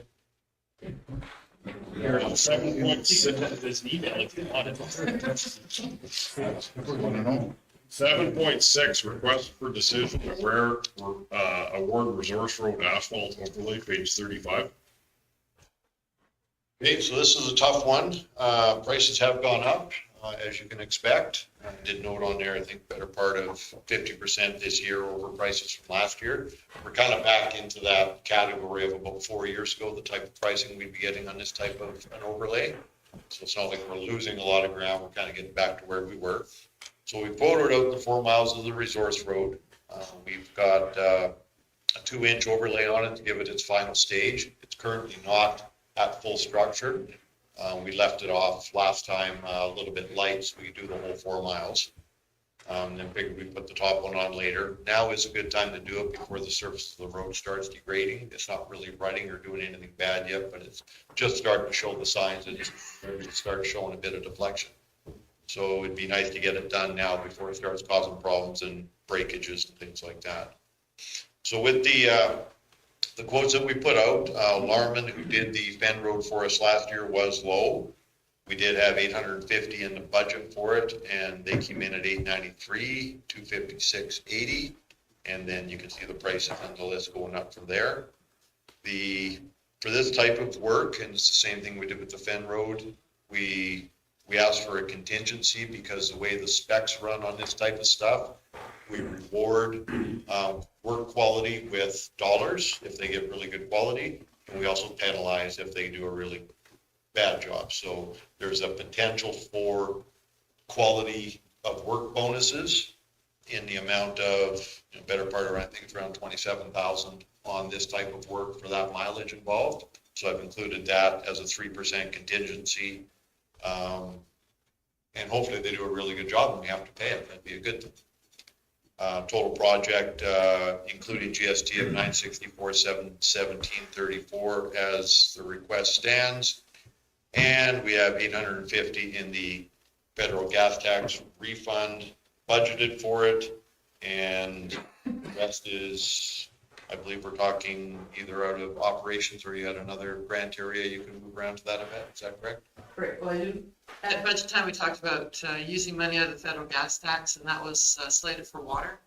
And mostly because we haven't been putting the water line in the ground, but we're hoping to get a bunch in. And I feel that that project needs all that grant money. But I do have room in the MSI. I didn't use it all last year. And based on the amount of gravel we've been laying so far this year, I think we're not going to lay all that we budgeted for. So I'll have some room there. And I think that I can easily pick this up in what's left in the MSI cap. Councilor Gender. I'd be pleased in order to make that option that we go ahead with the staff recommendations. Councilor Nyberg. So just on that, that amount, we would get the 44,000 back, correct? Of the GST. So that's a kind of a wash in that budgetary item anyways. So a little bit less than what, we're not as bad. Looks like we're 110,000 over, but we're actually only 67,000 or so.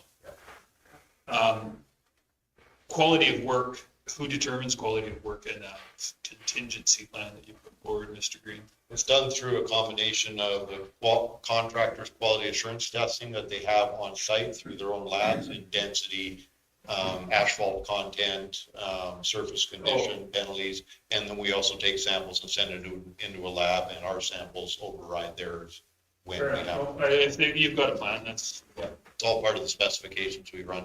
Okay. Councilor Grover, I'd like to vote. Councilor Tender. Do you have a holdback on it just for the quality of it, or like at the end of the contract, or when it's finished, do you pay it out? Well, these primary contracts like this always have that holdback, and you have to do a stat deck and a WCB after the holdback period to make sure all subs are paid, et cetera. And there's also a warranty period with a bond that covers the warranty period. So how long is the warranty period? 1 year on surfacing asphalt. Thank you. Any other questions, concerns? Motion on the table, all in favor? Carried. We're gonna be almost as good as Lacombe. Request for decision, new sand shed, page 37 of the package. Okay, I guess I can take this one as well. So we put out a request for proposals for a structure. I tried not to direct too much because we did have the ability potentially for somebody like Metalex that might have been able to put a building up, or a tent structure, or some other innovative structure that might work. So we kept it fairly open, but we did include specifications for the expected, what do they call it, membrane tent type of facility. So we got one quote kind of within the time frame that we expected. It did come in a little bit late. It didn't come in directly, which was a sealed envelope. They did email it to us. And it was lacking in a few areas. It requires some qualification. We set it up in 2 ways: standalone new shed on the new asphalt pads that's out at the shop, and then a secondary item to take this existing one down, and hopefully we can get some value out of that building that's here now to offset some of the other costs. They had come back with we need to take it down for an extra amount of money because we need a bunch of parts out of it to build the new one, rather than keep it separate. So we didn't get a standalone. When I went back to them for the standalone number, it jumped up from just right around budget, or about 2,000s over it, to about $314,000. So a lot of that was in use of blocks and things like that that are underneath the current shed. So that said, as soon as I saw that, got a bit of clarification on it, I went through our Canoe, which is the RMA's purchasing program, and solicited a quote directly from the approved and quoted out trade compliant supplier there, being Coverco. And they gave me a slightly smaller building, but it fits within budget. Budget's $225,000 as it appeared this year. And they can put one up that's the same size as we have right now, brand new out there. And then we will have to worry about how the other one comes down, eventually gets sold, or whatever it is we're going to do with it. So had to put a bit of extra work in this.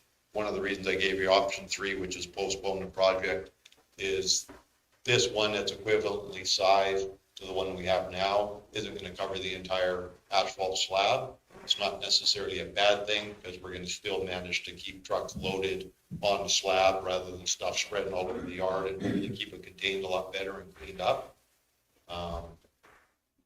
It's not the end of the world. It'd be nice to have something a little bit bigger, but at the same time, for what our needs are, we can get by with what we have just fine. So I've given you 3 choices there to mull over. Councilor Grover. The 223, 3 is, that's within budget. It was budgeted for, right? Yeah, 225 was the budget, yeah. Okay, I'll make a motion to go ahead with it. Councilor Myers, and then Councilor Stevens. Just the question, I think our purchase of loaders have been a little bit bigger. We're still gonna be able to maintain that in there size-wise. That's not gonna be a big issue. Yes. Okay. It's just, what I'm not getting is likely the ability to pull the trucks right in and load them inside.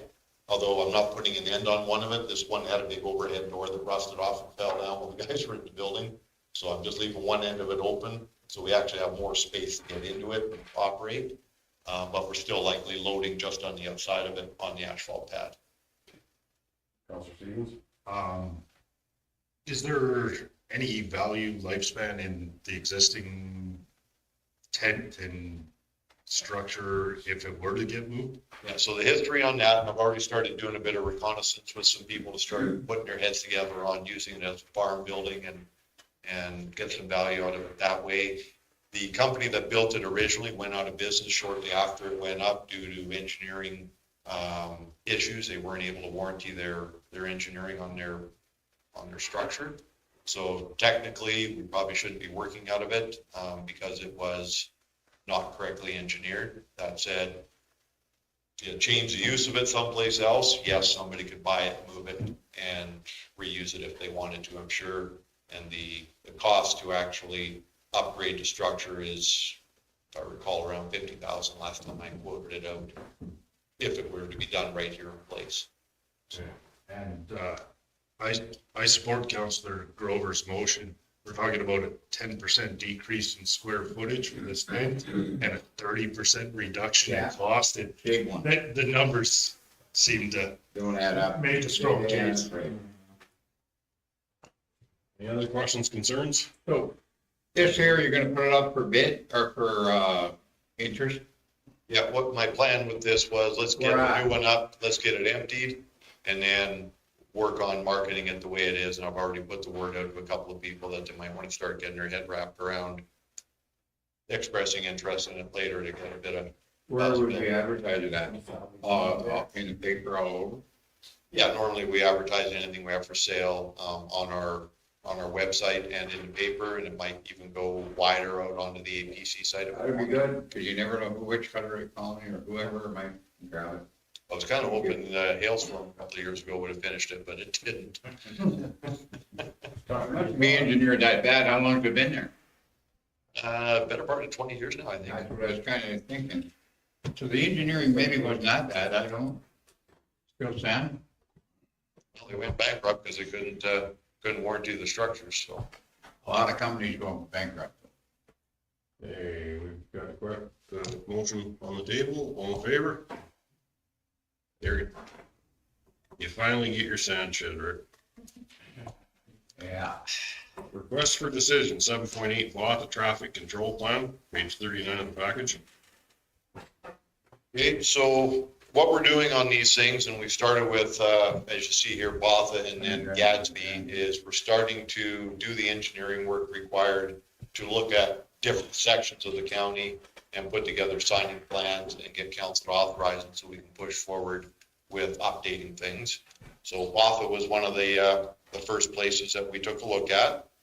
We have talked to Larry quite a bit on this in the past, and I believe what we have now is based on his current wishes. That said, it also is done to Canadian standards as well, as far as where things are placed and how we look at things. Rome spent a fair bit of time over the last little while putting these things together and going through standards and drawing it all up for you so you can see where things are. One of the contentious issues in Botha was the truck route, which it is my understanding now that the wish is to not allow trucks in Botha.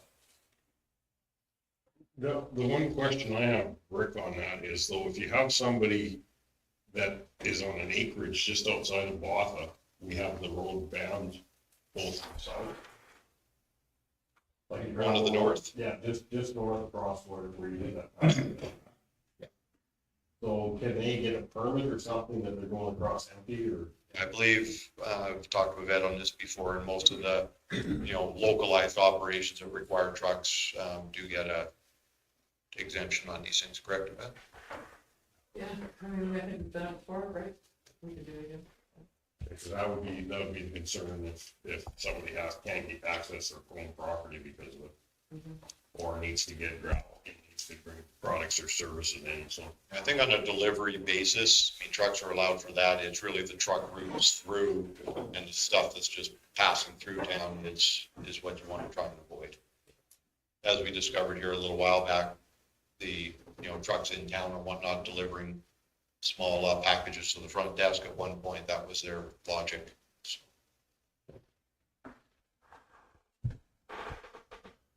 I just am wondering if we're gonna do a public consultation, or we would consider a public consultation for this with it affecting so many people. I don't know how many changes are in there, but, just to explain maybe to anybody concerned, the standards, If there is a discrepancy with what it has been and what it will be, and,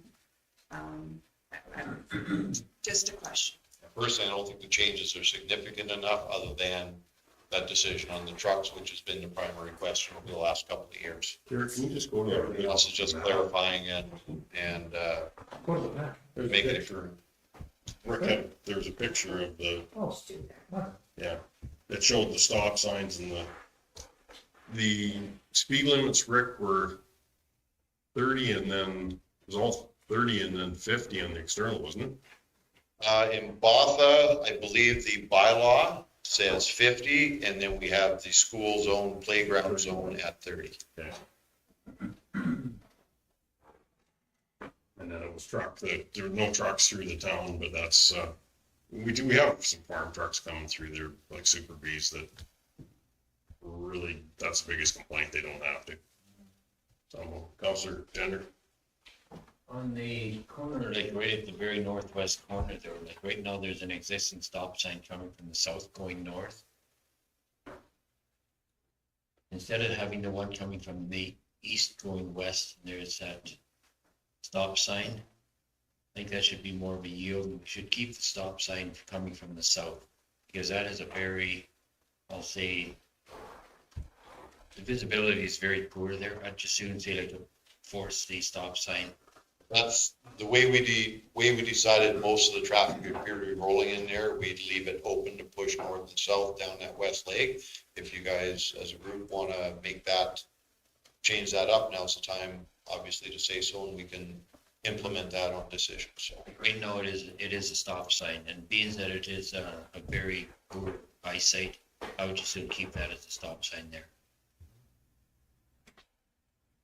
There's that, and right at the very east end of the, so a half mile east or a mile east coming onto that east-west road, there should be some signage showing that truckers are going to be restricted ahead instead of them coming down the road.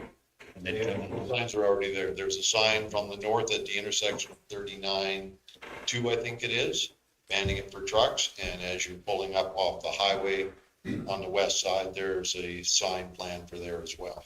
No truck sign. Don't want anyone coming down there, so. We've had the sign up in the north end for a couple of years now. When it was a village, they'd asked us to do that, to keep the trucks notified well before the village. But the one coming from the east, it is signed also that no trucks. The east will have a sign on it in this plan going to the west, yes. Right at the intersection. Yeah, it's shown on the plan in farther, but it moves up to the intersection. I'll make a motion. What do you need, a motion or to go for it, or? If you want to change those signs on the top end as far as how that flow works, that would have to be part of your motion, I would think. I would definitely make that, because like right now, that is the way it exists, and I have to fully support that. The yield sign coming through there, it's gonna, like with a stop sign, it's gonna need to slow it down to yield sign. Street number and stuff, Rick, or? So can you, let's explain this to me a little bit more, what you actually want to change, because I'm not sure I understand what you're changing, Mr. Up in the very northwest corner. Back, like right north off the Botha pavement, if you come back, where's your cursor there? Should I go to the other one? Come, Go to the other minute. The one where it's zoomed in? Yeah. Bring up page 41. Yeah, so My understanding of what I'm hearing is we'll be placing a stop sign here for northbound traffic, right? Instead of allowing the traffic to roll through. Right now, we're controlled this way onto that, this way, and this way. Assuming that we wanted the traffic to come this way all the time. If you want to change that up, we can put a stop sign there. It might even be worth adding it, just calling that four-way right there. There is an existing stop sign there already. Which wouldn't hurt the four-way there, it just slows everybody right down, so it goes out of playground. I'm not opposed to making that a four-way. That tree where the turn stop sign is shown is very large and very. So we're adding a stop sign, we're not taking any out. I think making that a four-way might make the most sense if you're not happy with this, yeah. There's already an existing one from the south going north. And then the person over on the right hand, right in the corner, they generally park their holiday trader right on the corner. So you have to kind of peek around that one. So we're not changing anything. Not that one. Well, there'd be some stop signs added though, James, like the stop signs that are to the north, of that east-west street. Okay. Yeah, but it just makes it safer in the town. Yeah, no, that makes sense to me. I always caution if we're gonna pull a stop sign out, it worries me because. And if we went with the original plan, would be pulling one up. So for public consultation, perhaps we mail this out, put it on the webpage, and you could approve it at the July meeting, which is 30 days away. That would be fine. And then anybody that has input has the opportunity to make it. It doesn't have to be a formalized town hall meeting. though. No, we can just do, right, Nikki, we just do a mail out, get on the webpage, and ask for input. Post it at the post office. Don't we have all those bulletin boards then? Yeah, there you go. Are you fine with that as a friendly amendment? Your motion?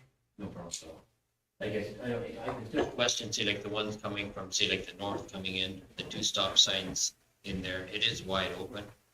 If it's yield signs in there, I would have no problem with those. Let me take another look at that whole northwest corner, because we're gonna have to redo the map to add the stop sign anyways, and if you're approving next month, we'll update it, we'll get it out, and we'll bring it back to next month. I guess with our motion, the best thing would probably be we need to change that to pull it back, or have council or administration. Administration make the changes suggested by council and send out for public well, consultation. we have a motion on the table right now, so.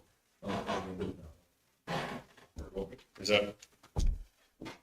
we can revoke that motion, that first one, and then have it come back after public consultation. I don't think he made a motion because it was never. He made a motion. We made a motion. Voted on it though. We haven't voted on it, so there's no. No motion. Pull it off the table. Okay, yes, that's, so, yeah, bring that back to the next meeting. Okay. We'll get it out, then they don't feel like we ran something. Yeah, they might have a good suggestion. Yeah. And Who gets closest? That would be you, Catherine. So the next will be the same for Gatsby traffic control plan. Yep, so same type of thing. We've gone through basically what the village had signed and the current traffic bylaw related to it, and are looking at updating it for the correct conditions. One of the things we noted in Gatsby is the speed limit signs were all yellow before, which are essentially non-regulatory warning signs, so there never really was a signed speed limit there, just a suggestion. So we're updating speed zones to white regulatory signs. We've added a few no exit signs, some yield signs where we feel we're missing them. Truck routes and speed zones are on the map that's over a little bit farther, I think page 4 or so of the maps, to show how the speed zones allocate based on the current traffic bylaw. And we're looking at allowing trucks to the, there's a truck one there, on the main road, the Railway Avenue, and then the one in front of the old village office that we just paved last year up to the truck fill. And then back out the other way again? Yeah, so you got your two main east-west roads with intersections on the highway, right through that would be truck routes. Yeah. And then the one that goes up by the village office to gain access between the two water fills. Okay, the one big question I had, Rick, is the 50-kilometer-an-hour zones. There isn't many. And if you look right at the north west corner of the picture where we've got that 50 zone, yeah, that's right where the playground's at, the ball lines. There's not fence, not nothing, like right just to the right of where that sign is. Oh, I got you. If you wanted to change that, you got to change your traffic bylaw too, from what I understand. Well, it's the only playground there is, and we've got 50 there, so. Yeah, that's the way the traffic bylaw is right Bring it back for council, the bylaw back for consideration. We can send this out for public consultation and with the suggestion that that first block by the ball diamonds be changed to 30. Yeah, that would be, it would cover off on that, because there's kids, that's the only one place they have to go and play, so they're riding their bikes in there. We can bring bylaw back for them. And same thing, we'll do, if there's no other changes, we'll change that. We'll send that out for some consultation in the same manner. Bring it back next month for approval. Get the stuff put up, hopefully by September, then we'll get the project going. Councillor Silver? You know this better than I would, but I just see where the community hall is there. Yes. Would it be better to start the 80 just to the east of that community hall road? Or is it okay the way it is?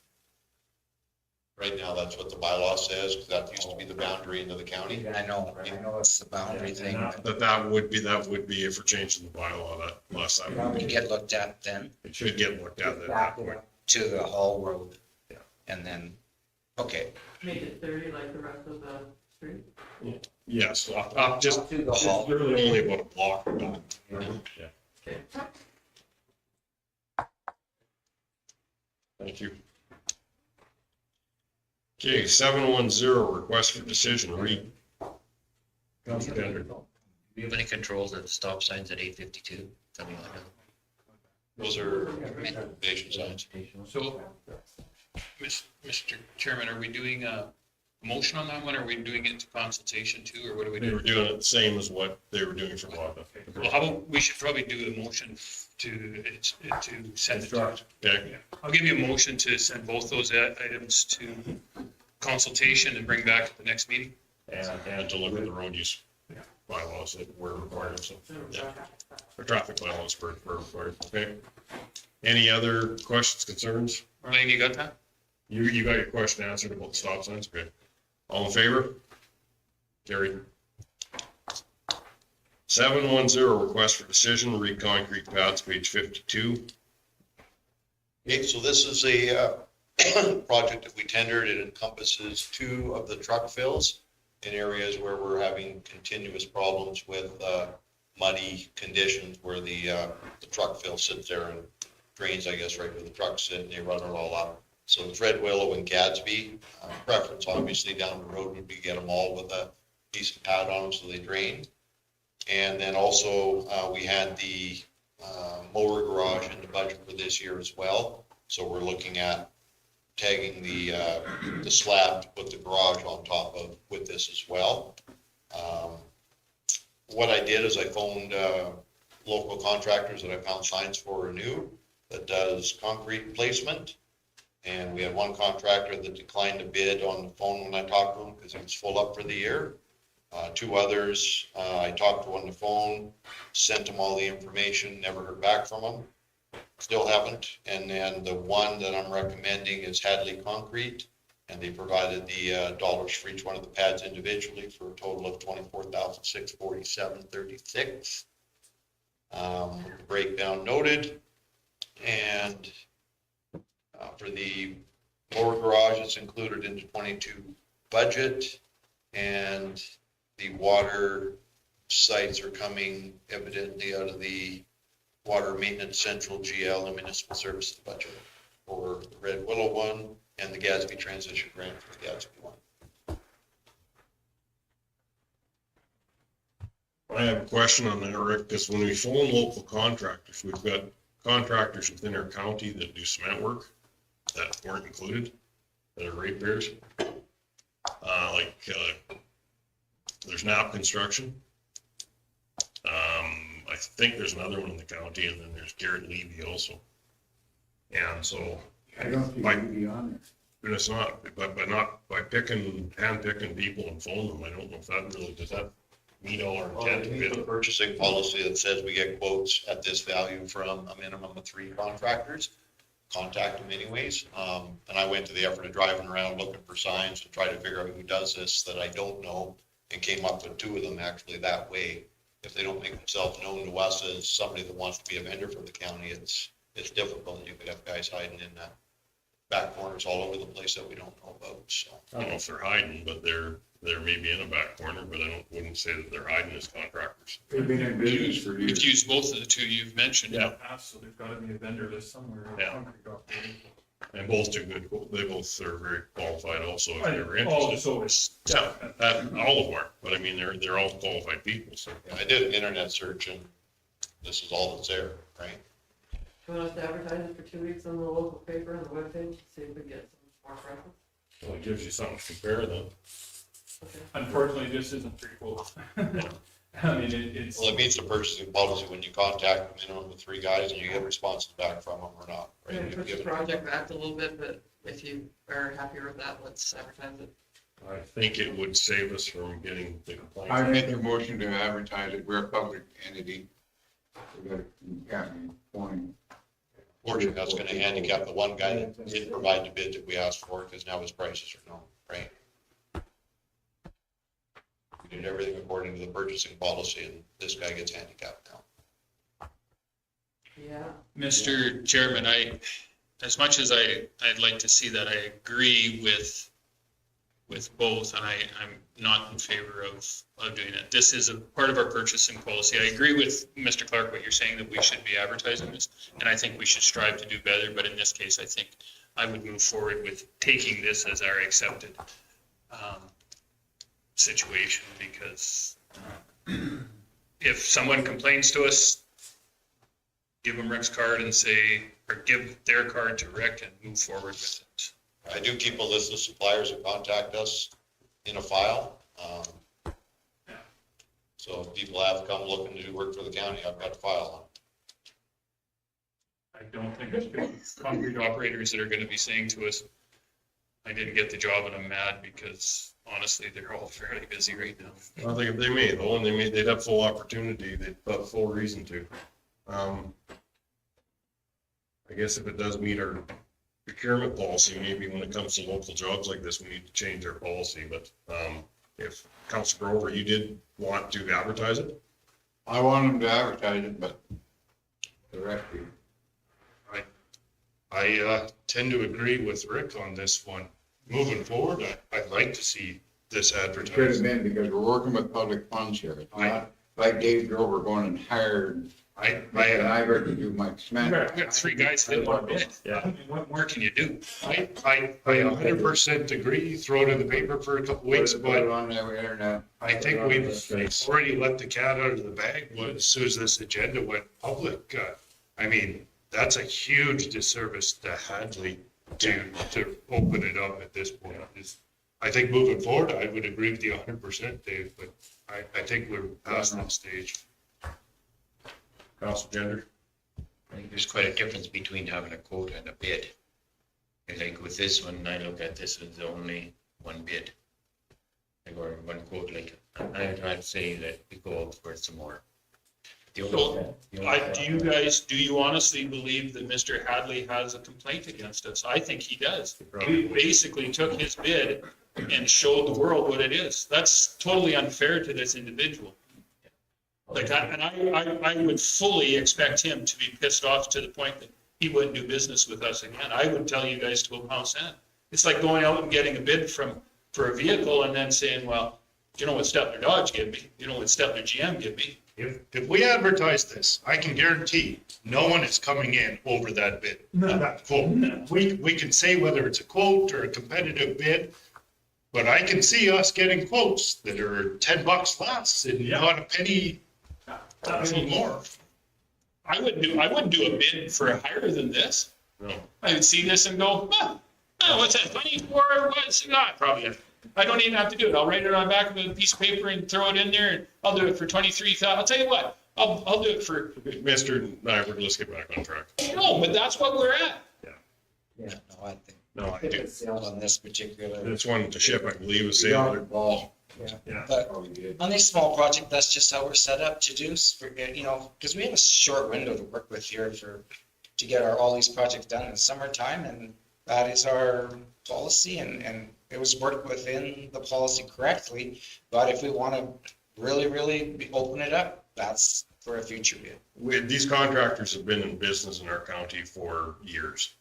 that I'm talking about, so, and there could be other ones too, so like, to me, Then it's a good opportunity, I think, in future bids to make sure that we do look at it. so that everybody's included, yeah. So Councilor Grover, you did have a motion, will you?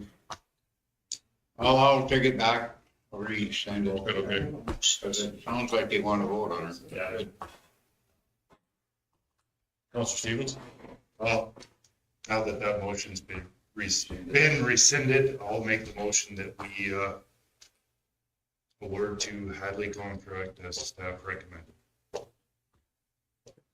Okay, all in favor? Opposed? Councilor Grover opposed. Would you like the procurement? Policy brought back to committee of the whole or reviewed? I would. Yeah, I think that's a good idea as well. I'll make that motion as well. All in favor? Carried.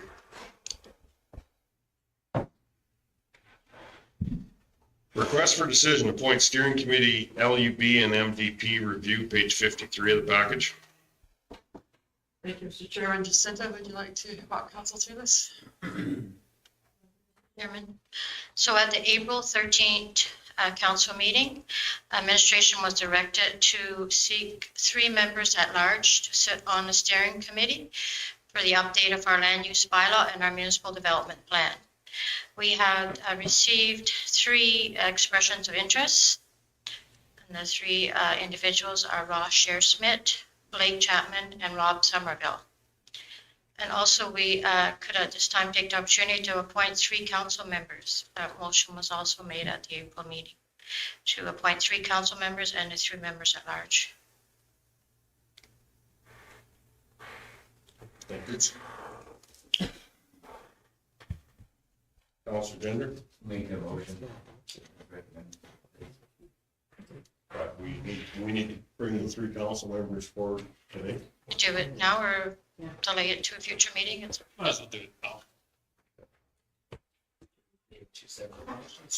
No, you can do it as one. To appoint these guys and appoint the 3, who wants to be on this? Don't everybody step forward real fast. I will if nobody else wants to. I would put my name forward as I well. will put mine forward too. Fire Street. That's somebody who's got a burning desire to be on there. Mr. Clark, is that, I know you're super busy. I just wonder if that would be advantageous for someone else to be on there. I'm busy, but I saw those other people busy. Are you want to be on there? Yeah. Okay, Councilor Gender? I just, your role as Reeve seems to take you away from your wife when she's phoning us and complaining you're gone. I don't think she's phoning.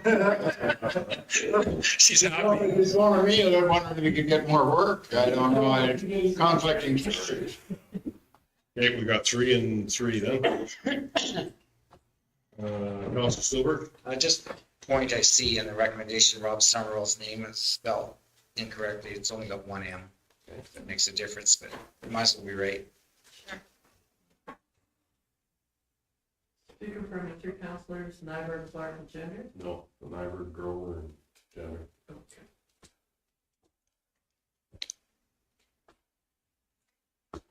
And who put that motion forward? Your plate wasn't played. Okay. I think Les put it forward. Okay, so you're in agreement with those 3? Okay. I just wanted to confirm before I called the question. All in favor? Carried.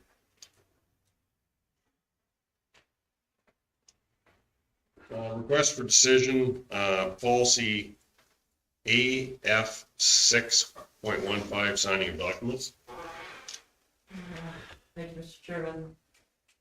So, as circumstances have unfolded this past month, I require another signing authority for the county of Stettler in case I get hit by a bus or a truck.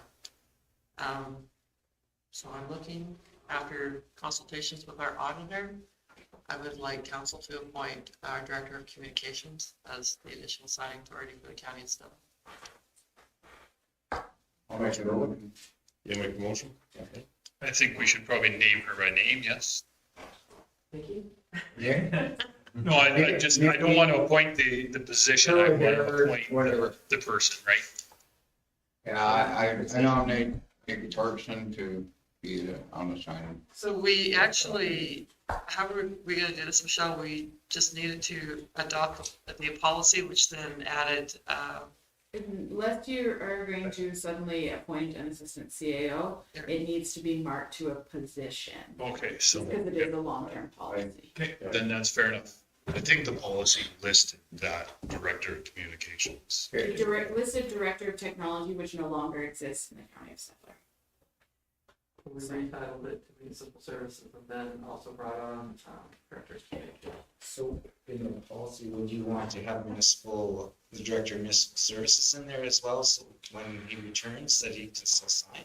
I'd like to leave it like that until the organizational meeting, and if nothing changes, I'll change it. My motion stands. Any other questions, concerns? I just wanted to make sure that's what we All in question, all in favor? Carried. Okay, we are to unfinished business. Memo, preliminary options for BF 06965, page 74 of the package, Councilor Gender. I guess this is one bridge that, with the assistance of WSB has closed. There's gonna be no more traffic over it, so the landowner there would like to know what options could really be available for them so that they can have access, because they live on one side of the creek and probably about 100 yards over. They've got the creek, Windy Creek, and they've got land on the opposite side in order for them to. With any truck or trailers, it's probably about a 6 or 8 mile trip around it. Or there's another one that they can get maybe quads across. So they're just kind of wondering, okay, what can really be done to facilitate them so that it can maybe make them a little more convenient for them. That is on what is that road deemed as? Is it was it deemed as a machinery road or a? Actually, on the road allowance. Road allowance with a couple of road plans, sort of monkeying around with. Bit of background, when we had to close the bridge due to the visible structural defects. We did talk with the one landowner that needed to get access north of the creek, and we did a bunch of work on the back road, bunch of tree limbing and cutting and whatnot, and road improvements to get them access with their Cataliner in there. So there is already improved access from the north to go around. Brad has noted a bunch of the potential options with some concept level pricing to give you a general idea of the kind of dollars that we're talking about. Until there's an actual design done or something like that, we can't really hone in on exact dollars. But there are a number of different ideas what we can do, and it's up to you whether or not a $750,000 bridge in that location is going to bring the value that we need or not. So. The landowner did approach the county about buying it. It's like closing a road allowance. In the future, I can see the possibility that, a family member dies and this land can be split up. And so you're gonna have people looking for access, which is a problem that we're seeing more and more in the county of Stettler. All the time. And the bridges are like the roads, they belong to the Queen. We have to go through a formal process of closing them and then getting permission to sell them. We are lobbying hard to have this bridge receive funding to be rebuilt or a low level crossing put in or a culvert. But if we go ahead and fix it, then you can kiss any funding goodbye, because they will not fund something that we've gone out and funded ourselves. Note on there as well, it's not actually really situated entirely within the right of way that's available up there either, so. A little bit of a mishmash of right of ways, so. But from a quad point of view, could they cross with a quad? Like, that was one of the questions. It was, like he was also stating, for access for a swath there. That means that we've got dirt piled up on each side. They can't even get over with a quad. Yeah, the bridge is closed. Up and up there. I I mean, you look at it and you think, I'm gonna sneak across it, but you sneak across it and it's that one time that it fails, and I don't, you know, I couldn't live with myself if someone drove over a bridge that we closed because we had said, oh, just, you know, take a quad over it. Could be that one thing that just makes it go. That's, would be pretty far. I understand why they were crossing it, though, if you had faster on the north side versus 8 miles around. My fear, without spending a large sum of money, are we, if we open that door and crack, whether it be quads or ATVs, are we accepting liability with that decision? And that's what I fear. If, yeah, logically, you could probably pass over it with an ATV 1,000 times and nothing would happen, but a lot of what we do is that risk and mitigation, and I would hate to open ourselves up to a liability. If I may on that as well, the reason we piled the dirt on either end is we were aware they were still going across the bridge. So when we're aware, we're Liable. we're liable again. So we take the next step, which is a harder closure, because they were taking our signs and throwing them off the sides, so. I've talked to the landowner there, and I just mentioned that we could just remove the bridge, take it right out, make slopes down. That the county, if possible, could just bring up a fair amount of rock, undercut it, lay the rock in and just make it like a low level crossing. No, this is what Yvette's saying, though. We can't commit to that. We're trying to get funding. And as of right now, we can't commit to that, right? If you do that, then you never get a bridge. Never get a bridge there, exactly. And if you do that, they'll say, thanks, you just cut. Thanks, you just solved the problem Yep. and have a nice day. You spent $45,000 for one taxpayer that will never have to worry about putting in a $450,000 bridge. The estimate that we have for a low-level crossing is still north of 100,000. Like, this isn't, even that isn't a quick one-day send the hoe in and be done with the process. Yeah, well, and to do this other stuff that's unengineered, and you're just opening something up for liability again.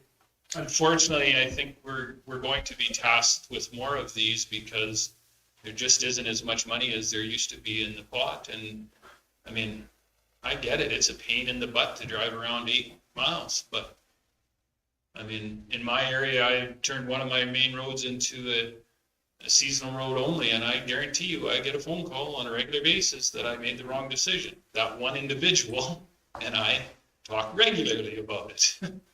But it is what I do. I mean, I told them we have to save, there's nobody who lives on the road. I mean, maybe we can throw a blade on it once in a blue moon, but I don't think we should be putting, 5 or 6 loads of gravel down and grading it every 2 weeks for one individual. I sit here and agree on that, and then you, like you said, the inch and the mile, somebody said the inch or a mile, or we'll crack the door open, because we talked about a quad, and then there was a swather brought up. There was same way, no, but if there was some way for, like, all of us cross stuff a lot worse than this with our quads. Yeah. A quad with you on it is like 700 pounds. A little more for me. Okay. But I mean, like that, for that accessibility to go check your cattle or take a block of salt out or do something like that, I would be in agreement to look if we could have limited, have them sign something or do whatever we could do at that point. Because even with a pile of dirt, somebody will figure out how to go over top of it. I don't know how much dirt you got there. Or make an excuse that you didn't see it. Yeah. Did you know you weren't supposed to be in the bridge? With your car. But why you look at, like I say, you look where everybody was spawning, and there's a lot more severity than this. And the thinking also was, we try this, which is a cost-effective, quick solution, and that avoids us having to go pull the planks off of it next, which would be the next level. I think what ratepayers in the county of Stellar need to recognize is that we don't make these decisions lightly. And we put a lot of research and we spend a lot of money into making them. And when we say we're closing your bridge, we're doing it because we genuinely don't want anything to happen to you. If you ignore our recommendations and you get hurt, you're gonna be looking to us for compensation. And worse, I mean, you could die, and then we would have to live with that. So people have to understand, we're not doing this just to get up one morning and decide we want to make your life miserable. We're doing it to save your life and protect your family. Councilmember? Mr. Chairman, I put this in the same boat as a young individual just phoned me looking at buying a half section of land, and it only has the road right away to it, and he wanted the county to build that road up to standard, and I said, you have access.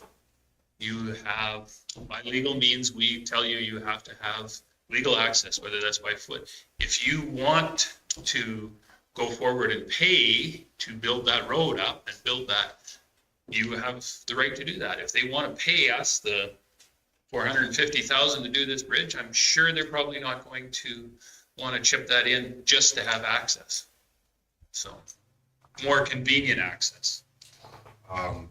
In fairness to this ratepayer, I think if we're having the same conversation 2-3 years from now and we're still unsuccessful in getting grant money, maybe this conversation changes, but I'm under the understanding that we've applied 1 year and we're unsuccessful, committing potentially $500,000 of tax money to a bridge replacement after being unsuccessful once. I'm not sure if that's prudent of us. I do think long-term, we need to look at this, but I'm not willing to accept defeat on our accessing grant money after one application.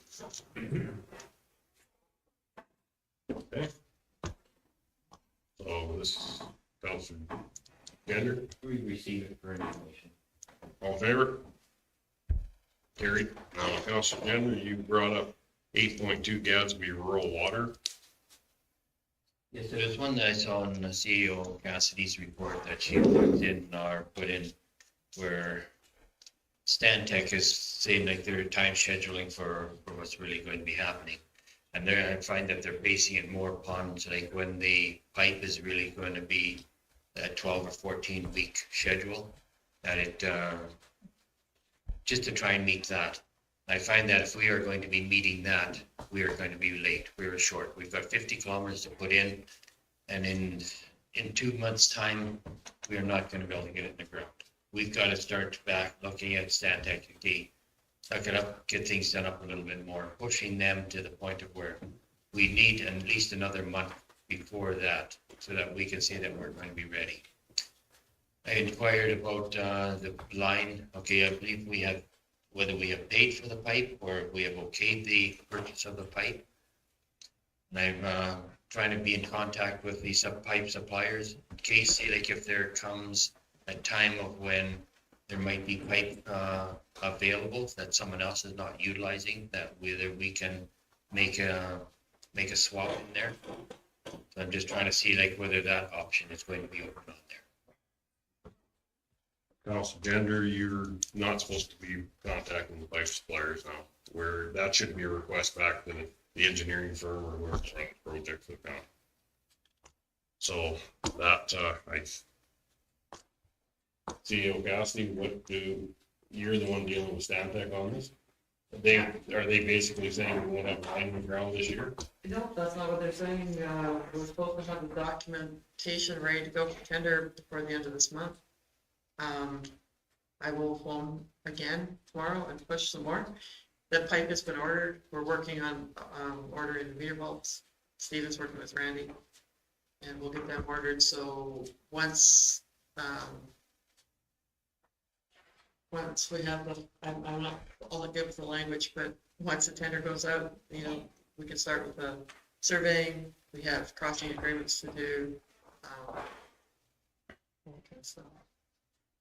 So it's not that there's nothing being done, project is being conducted forward, except for until we have pipe, there will be no pipe going in the ground. That's right. Pipe's been ordered.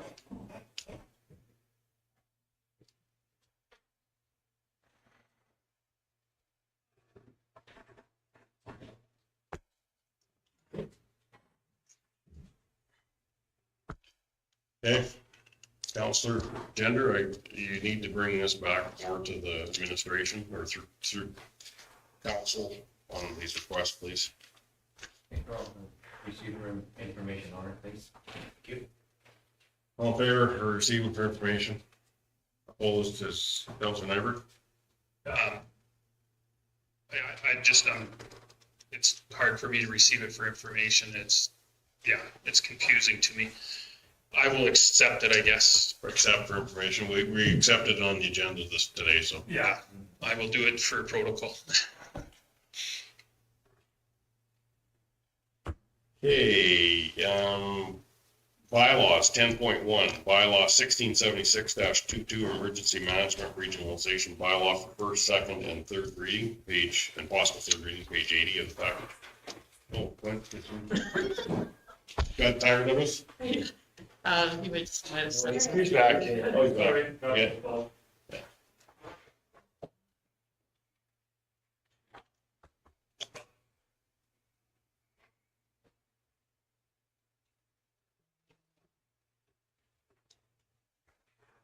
Mr. Chairman, if I could just make a note. Am I confused or, on my iPad, it says page 81, but in the package it's 80. So is everybody else seeing that? It says page 80 on the agenda, but. Yeah, but on my iPad it's 81, so I'm not sure what happened there. Is everybody else, or am I just the one that's? It's an error. For some reason, it started page 0 this time. Oh, okay, fair enough. I thought maybe I'm never ever sure technically. I'd have to add one to every one I put, so then, or take one off. So. Okay, fair enough. I thought maybe if I was the only one, I was gonna go see Jared to fix my problem again. If I have problems, I say, fix it. And he does a fine job. Yep, whenever. So as we discussed at the committee of the whole and also during our last regional advisory committee meeting, the main issue that we're having with our emergency management program right now is we're spending a lot of time doing 13 or 14 different meetings that are all cookie cutter and basically the exact same because we have to hold it for each different municipality. So that's both summer villages, Denalda, Big Valley, town, county, and then also for the region. All these meetings are eating up a lot of time and they're all the exact same and they're all legislatively required, unfortunately. So as we discussed, the best way to kind of go around doing that would be to adopt an approach similar to what Nehill County, Clearwater County, just the few that are in the central region, for example, have done, and that's fully become regionalized. So what that does is we'll be delegating our need to host these meetings onto the regional agency that we're already a part of. So that's basically all this bylaw would do. Everything else is going to be the exact same. In the agreement between everyone, that's where the pull-out clause will be. If for whatever reason we no longer want to be part of the region, we want to take that responsibility back onto ourselves. That there is always that option to do that. But this would just make it so we can put the time to better use instead of just having meetings for the sake of meeting that legislative requirement.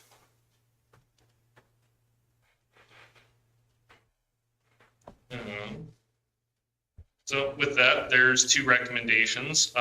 You can today give the regional bylaw the first, second, and third reading. And council will need to appoint 2 members by resolution to sit on the Regional Emergency Management Committee, the exact same as it already does. The town and the county both get 2 voting members. Each other municipality in our region only gets 1. Or the County of Stettler Council can give the first reading and table second and third reading with direction to administration. And after the third reading, the council once again still need to appoint 2 members by resolution, or don't give it its first reading to all here today. That's all. I will give you first reading. Questions or concerns? All in favor? Carried. Councilor Grover? Second reading. Questions, concerns? Seeing none, all in favor? Carried. Go ahead, Les. I make a motion that we move to third reading. Okay. All in favor? Carried. Counselor McKay? I'll give it third reading. Okay, all in favor? Carried. Mr. Chairman, who's on that emergency meeting management right now? Two or three, out of the committee. 2 or 3 on it, or? There should be 3 that are on the committee and then 2 from that go on to the, regional one. I think it's, I believe Paul. I think Larry and myself are the 3. And just to speed it up, if you 2 are fine going forward on the regional, I'm fine bowing out. Make that motion. Paul and Justin on the regional emergency management committee. Oh, it's just the 2? On the County of Statler Emergency Management Committee, it was Paul, Justin, James, and Larry. I'm okay with you 2 going. If you're on the regional already, stay there. I'll make that motion. All in favor? Carried. That was simple. We need one of those buttons. You need one to take less than an hour to discuss, that we don't change anything. Yay. Thank you. Reports, Chief Administrative Officer's report, which everybody has had a chance to review and ask questions prior. I think our peace officer should stay here and answer questions. Yeah. But I have questions you want. How can you get rid of my problem? I just so you know, I used to like the high flyer and I'm having a hard time finding your high flyer. There should be one for this one. I believe it was 97 and a 50 on, the old McDonald Road. His first name didn't start with J, No, it wasn't me this time. Oh, I'm on a holiday trailer. He was in a hurry to get to camp. Yeah, the old lake might dry up. So is there any questions to the CAO or Councilor Nyberg? I will move that, Mr. Chairman. Well done. I like the pictures, Rick, as usual. All in favor? Carried. Financial reports, 11.2.1, 2.2, 2.3, 2.4, which is accounts payable register bank reconciliation to the end of April. Reserves to the end of April and year-to-date budget to the end of April. Any questions on that? Councilor Stillberg? I will move the financial reports as presented. All in favor? Councilor? I was just wondering, okay, like in time, the example, Before we're gonna vote, okay, thank you. like with the bad debt cancellation and so like with our rural aggregate levy, I'd like to have those brought up in future, just so we can hammer on it while we are in because I think people are stopped listening to us now, that I'd like to bring it up more up in front. I'm sorry, Mr. Chairman, I am 100% confused by what he just said. Make a request on next council package once it comes out Bring and up these, like with the cap levy and all these things that are bogging us down. So I think Mr. Clark or Chairman has stated what you should do, and I think please, when you're asked to bring your comments or requests in for that, so that we put it on the agenda next time. Okay. Thank you. So we have a motion to approve, all in favor? Carried. Counselor fee sheets, page 173 of the package.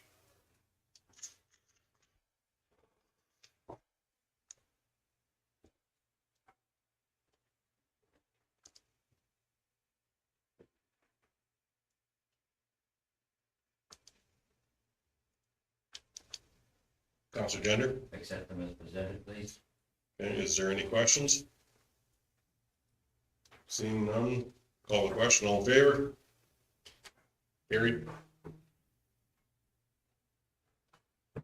Council committee reports, we've got Stettler Public Library from Councilor Stulberg, Parkland Regional Library from Councilor Stulberg, Red Deer Municipal Users Group, Councillor Grover, and County of Stettler Housing Authority, Councillor Grover. Was there any clarifications or questions on any of them? Councillor Stolberg? I'll have one on Parkland Regional Library. I include the minutes from the meeting rather than highlight it like I usually do. So I don't know if everyone took the time to read the entire minutes, but I did want to point out one part. The board did approve that the Parkland Regional Library System would ask for a requisition increase in 2023. They've kept the requisition the same for the past 3 years, and they have not received any additional funding from the province in the last 5 years. And they're being caught too with the van deliveries, the price of fuel. They make two bi-weekly. They deliver to a large amount of libraries throughout the whole, from pretty much from Lacombe to the Saskatchewan border. So they're being caught. I mean, they've trimmed their budget as much as they can in the past 3 years, so they wouldn't have to increase. So they will be asking for a 20-cent per capita increase. So I guess just to be aware that that is going to be coming as a request. And then my Stettler Public Library, being the two are so connected, I included the return on investment for our library using Parkland Regional, and it's for every dollar the county puts into the Parkland Regional Library requisition, it returns over $19 in return. If we didn't use Parkland Regional Library Systems, if we were to provide the services that they provide on our own, it would cost 19 times more. I mean, because they are sort of the RMA of libraries. They have purchasing power and they offer services that we don't have to do, basically. So it's just all, I guess, for your information type thing, but it will be coming forward. Mr. Chairman, I'm just wondering if these organizations are taking the opportunity to advocate to the federal government on the carbon tax. This is crazy. It's making everything in our life unaffordable. I mean, this is a direct result of that craziness, and it's a compounded problem because, I mean, everybody's blaming the oil and gas industry, but they have to pay the same prices we do for everything that they're buying and every shipping product that they get. It's a vicious, vicious circle. If they want to fix it, they could reduce the carbon tax and help us out and give us a little bit of reprieve. All we're going to do is pass this on to other people. And again, it's just going to make life more and more unaffordable for the average citizen. So any organization that you guys are on and represent should be sending a letter to the Minister of Finance in Ottawa and to the Prime Minister and saying, this is craziness. Just wait till you see the increase in school busing costs. Again, why would we punish the people that are just trying to live their lives? Just one quick point to add that Mr. Nyberg did raise a very good point, and the Parkland Regional Library does have an advocacy committee. Largely, they're focused on advocating to the provincial government because they haven't had an increase in 5 years, the value of libraries and stuff. But I will forward that information that they also should be advocating the federal government on the carbon tax, especially when no library can keep every volume of book that there's out there. So that's why this interlibrary exchange is so very important, and it is tough. And the auditors also flagged the fact that the library is low on keeping their reserves up for replacing the vans and stuff too, but they just haven't had the money to throw money into reserves. So, but that's a good point Mr. Nyberg raised, and I'll forward that on to the advocacy committee. Okay. Mr. Chairman, I'll give you the receipt for information. Any other questions, concerns, Councillor Grover? I think a lot of the other committees we sent on, like the ambulance survey, haven't had a contract for 11 years now. And I think, the provincial government, not just the federal, should get a letter from us. On a lot of the committees we've sat on, it's just crazy. They haven't done nothing more for us. They cut the MSI granting and all that stuff. Thank you.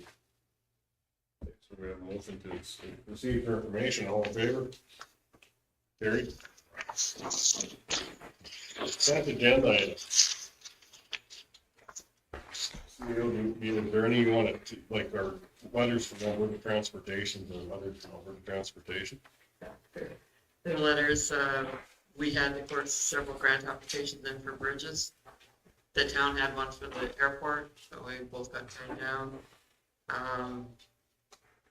Letters from other municipalities about the provincial police force wanting to support the RCMP, have to increase their utility fees. We got quite a bit from Parkland, so we put it all in so that you can review it. Oh, the one, invite from Enhance Energy. They actually emailed me again this morning wanting to know, it's on page 226, wanting to know who would like to attend this open house. This could have major effect on Big Valley, right? Like that's the whole Bend area could. Well, I understand one right from almost. Yeah. Yeah, so. I thought it would be great if some of us could attend. And I need to get back to them. So. Quick question about that. I know in my initial courses about developer open houses and how counselors should not attend. Is this is kosher if we attend? They would be operating in our area, so they would have to, we find most of these guys operate very well. They come and they get their road use agreements and things like that, but most of what is going on is all driven with the provincial approvals, which right now, we don't have a lot of say over, right? We don't, oil companies don't have to come to us for a development permit, and plus the drilling license. We have no influence on these guys. This is an information only session, so I think we should send the invitation out to counselors, and if anybody can attend, I would very much encourage you to go to this. It's something that some of the newer counselors, it's a great opportunity to understand how some of this stuff works in our area. And the senior counselors, you can. It's in, because you're gonna show that in the area, so. I like, and I just tuned in home that, dangerous goods, pile them in the ground and all the rest of it. I know we don't have any control over it, but we did get it shut down. Yeah, I'd like that sent to my calendar, please. Everybody else, I'll send an invite. Yep, and then we can make You can go. the decision. Just send it. You can make it, just, you don't understand that. Okay. Larry might know a few people there. Yeah, I'll probably be attending this. And then the only other one, Mr. Chairman, would be, we received a letter from the Summer Village of Ocean Sands, identical to the one we got from Summer Village of White Sands, asking to sit down with us. We just spent a little Stratford time with staff, so we could basically respond as you directed us to the Summer Village of White Sands. That's, I think, would probably be a recommendation. You'll recommend. I'll give you that recommendation. I'll send a letter back to them. Okay, any other questions on any of the consent agenda items? Oh, I'll give you, go ahead. I'll give you the motion to receive the remainder for information. We got a motion to send the letters. Okay. Vote on that first. Yes, we'll vote on that first. All in favor? There now. And now we'll give you the motion. Yeah, motion to accept for. Okay, any other questions? All in favor? Carried. Are White Sands and Ocean Sands running the same CEO again? Okay. So our next topic is the in camera. In camera. Motion, Mr. Chairman, to move us into camera at 4:43. All in favor? 3:43, sorry, yeah. Carried.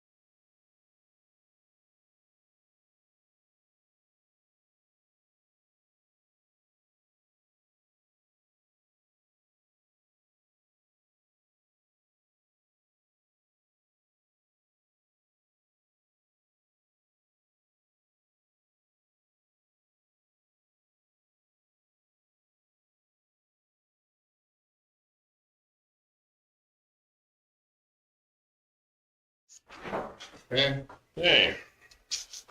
We need some motions. I'll make a motion that we send a letter to the individual who had concerns, stating where her concerns should go to. Is that clear enough for you, Marlene? Questions or concerns? All in favor? I already put the name on it, but Okay, another motion, Counselor Stillberg. I will make a motion to accept the offer made on the Botha lot. And then that will need to be advertised for 2 weeks. Okay, I'll make that motion. you're making a motion to accept the offer? Accept it, yes. With the- And advertise with the condition of advertising. Okay, any questions, concerns? One question. Go ahead. Do we want to require consolidation with that, or is it tomato? Yes. They could go through the subdivision process, which could cost them quite good money. Okay, nope, fair enough. Any other questions? A motion on the table, all in favor? Opposed? Counselor Gender, McKay, and Grover opposed, carried. Chairman, could I just, one more point, like Lorraine has sent these out for the community service awards in Weimar, and she needs to know who's going for catering purposes, so all the counselors that plan to go to the County Stellar Community Service Awards in Weimar on Thursday, June 16th, should probably get in touch with Lorraine for tickets. Is that a special day then? No. No. She'll quickly deny. Oh, I outed you, I apologize. Yeah, exactly. Yes. Okay, we got them all done, everything's done? Yes, our next meeting is Wednesday, July 13th, 2022. Counselor Grover, I'd like to adjourn this meeting. all in favor?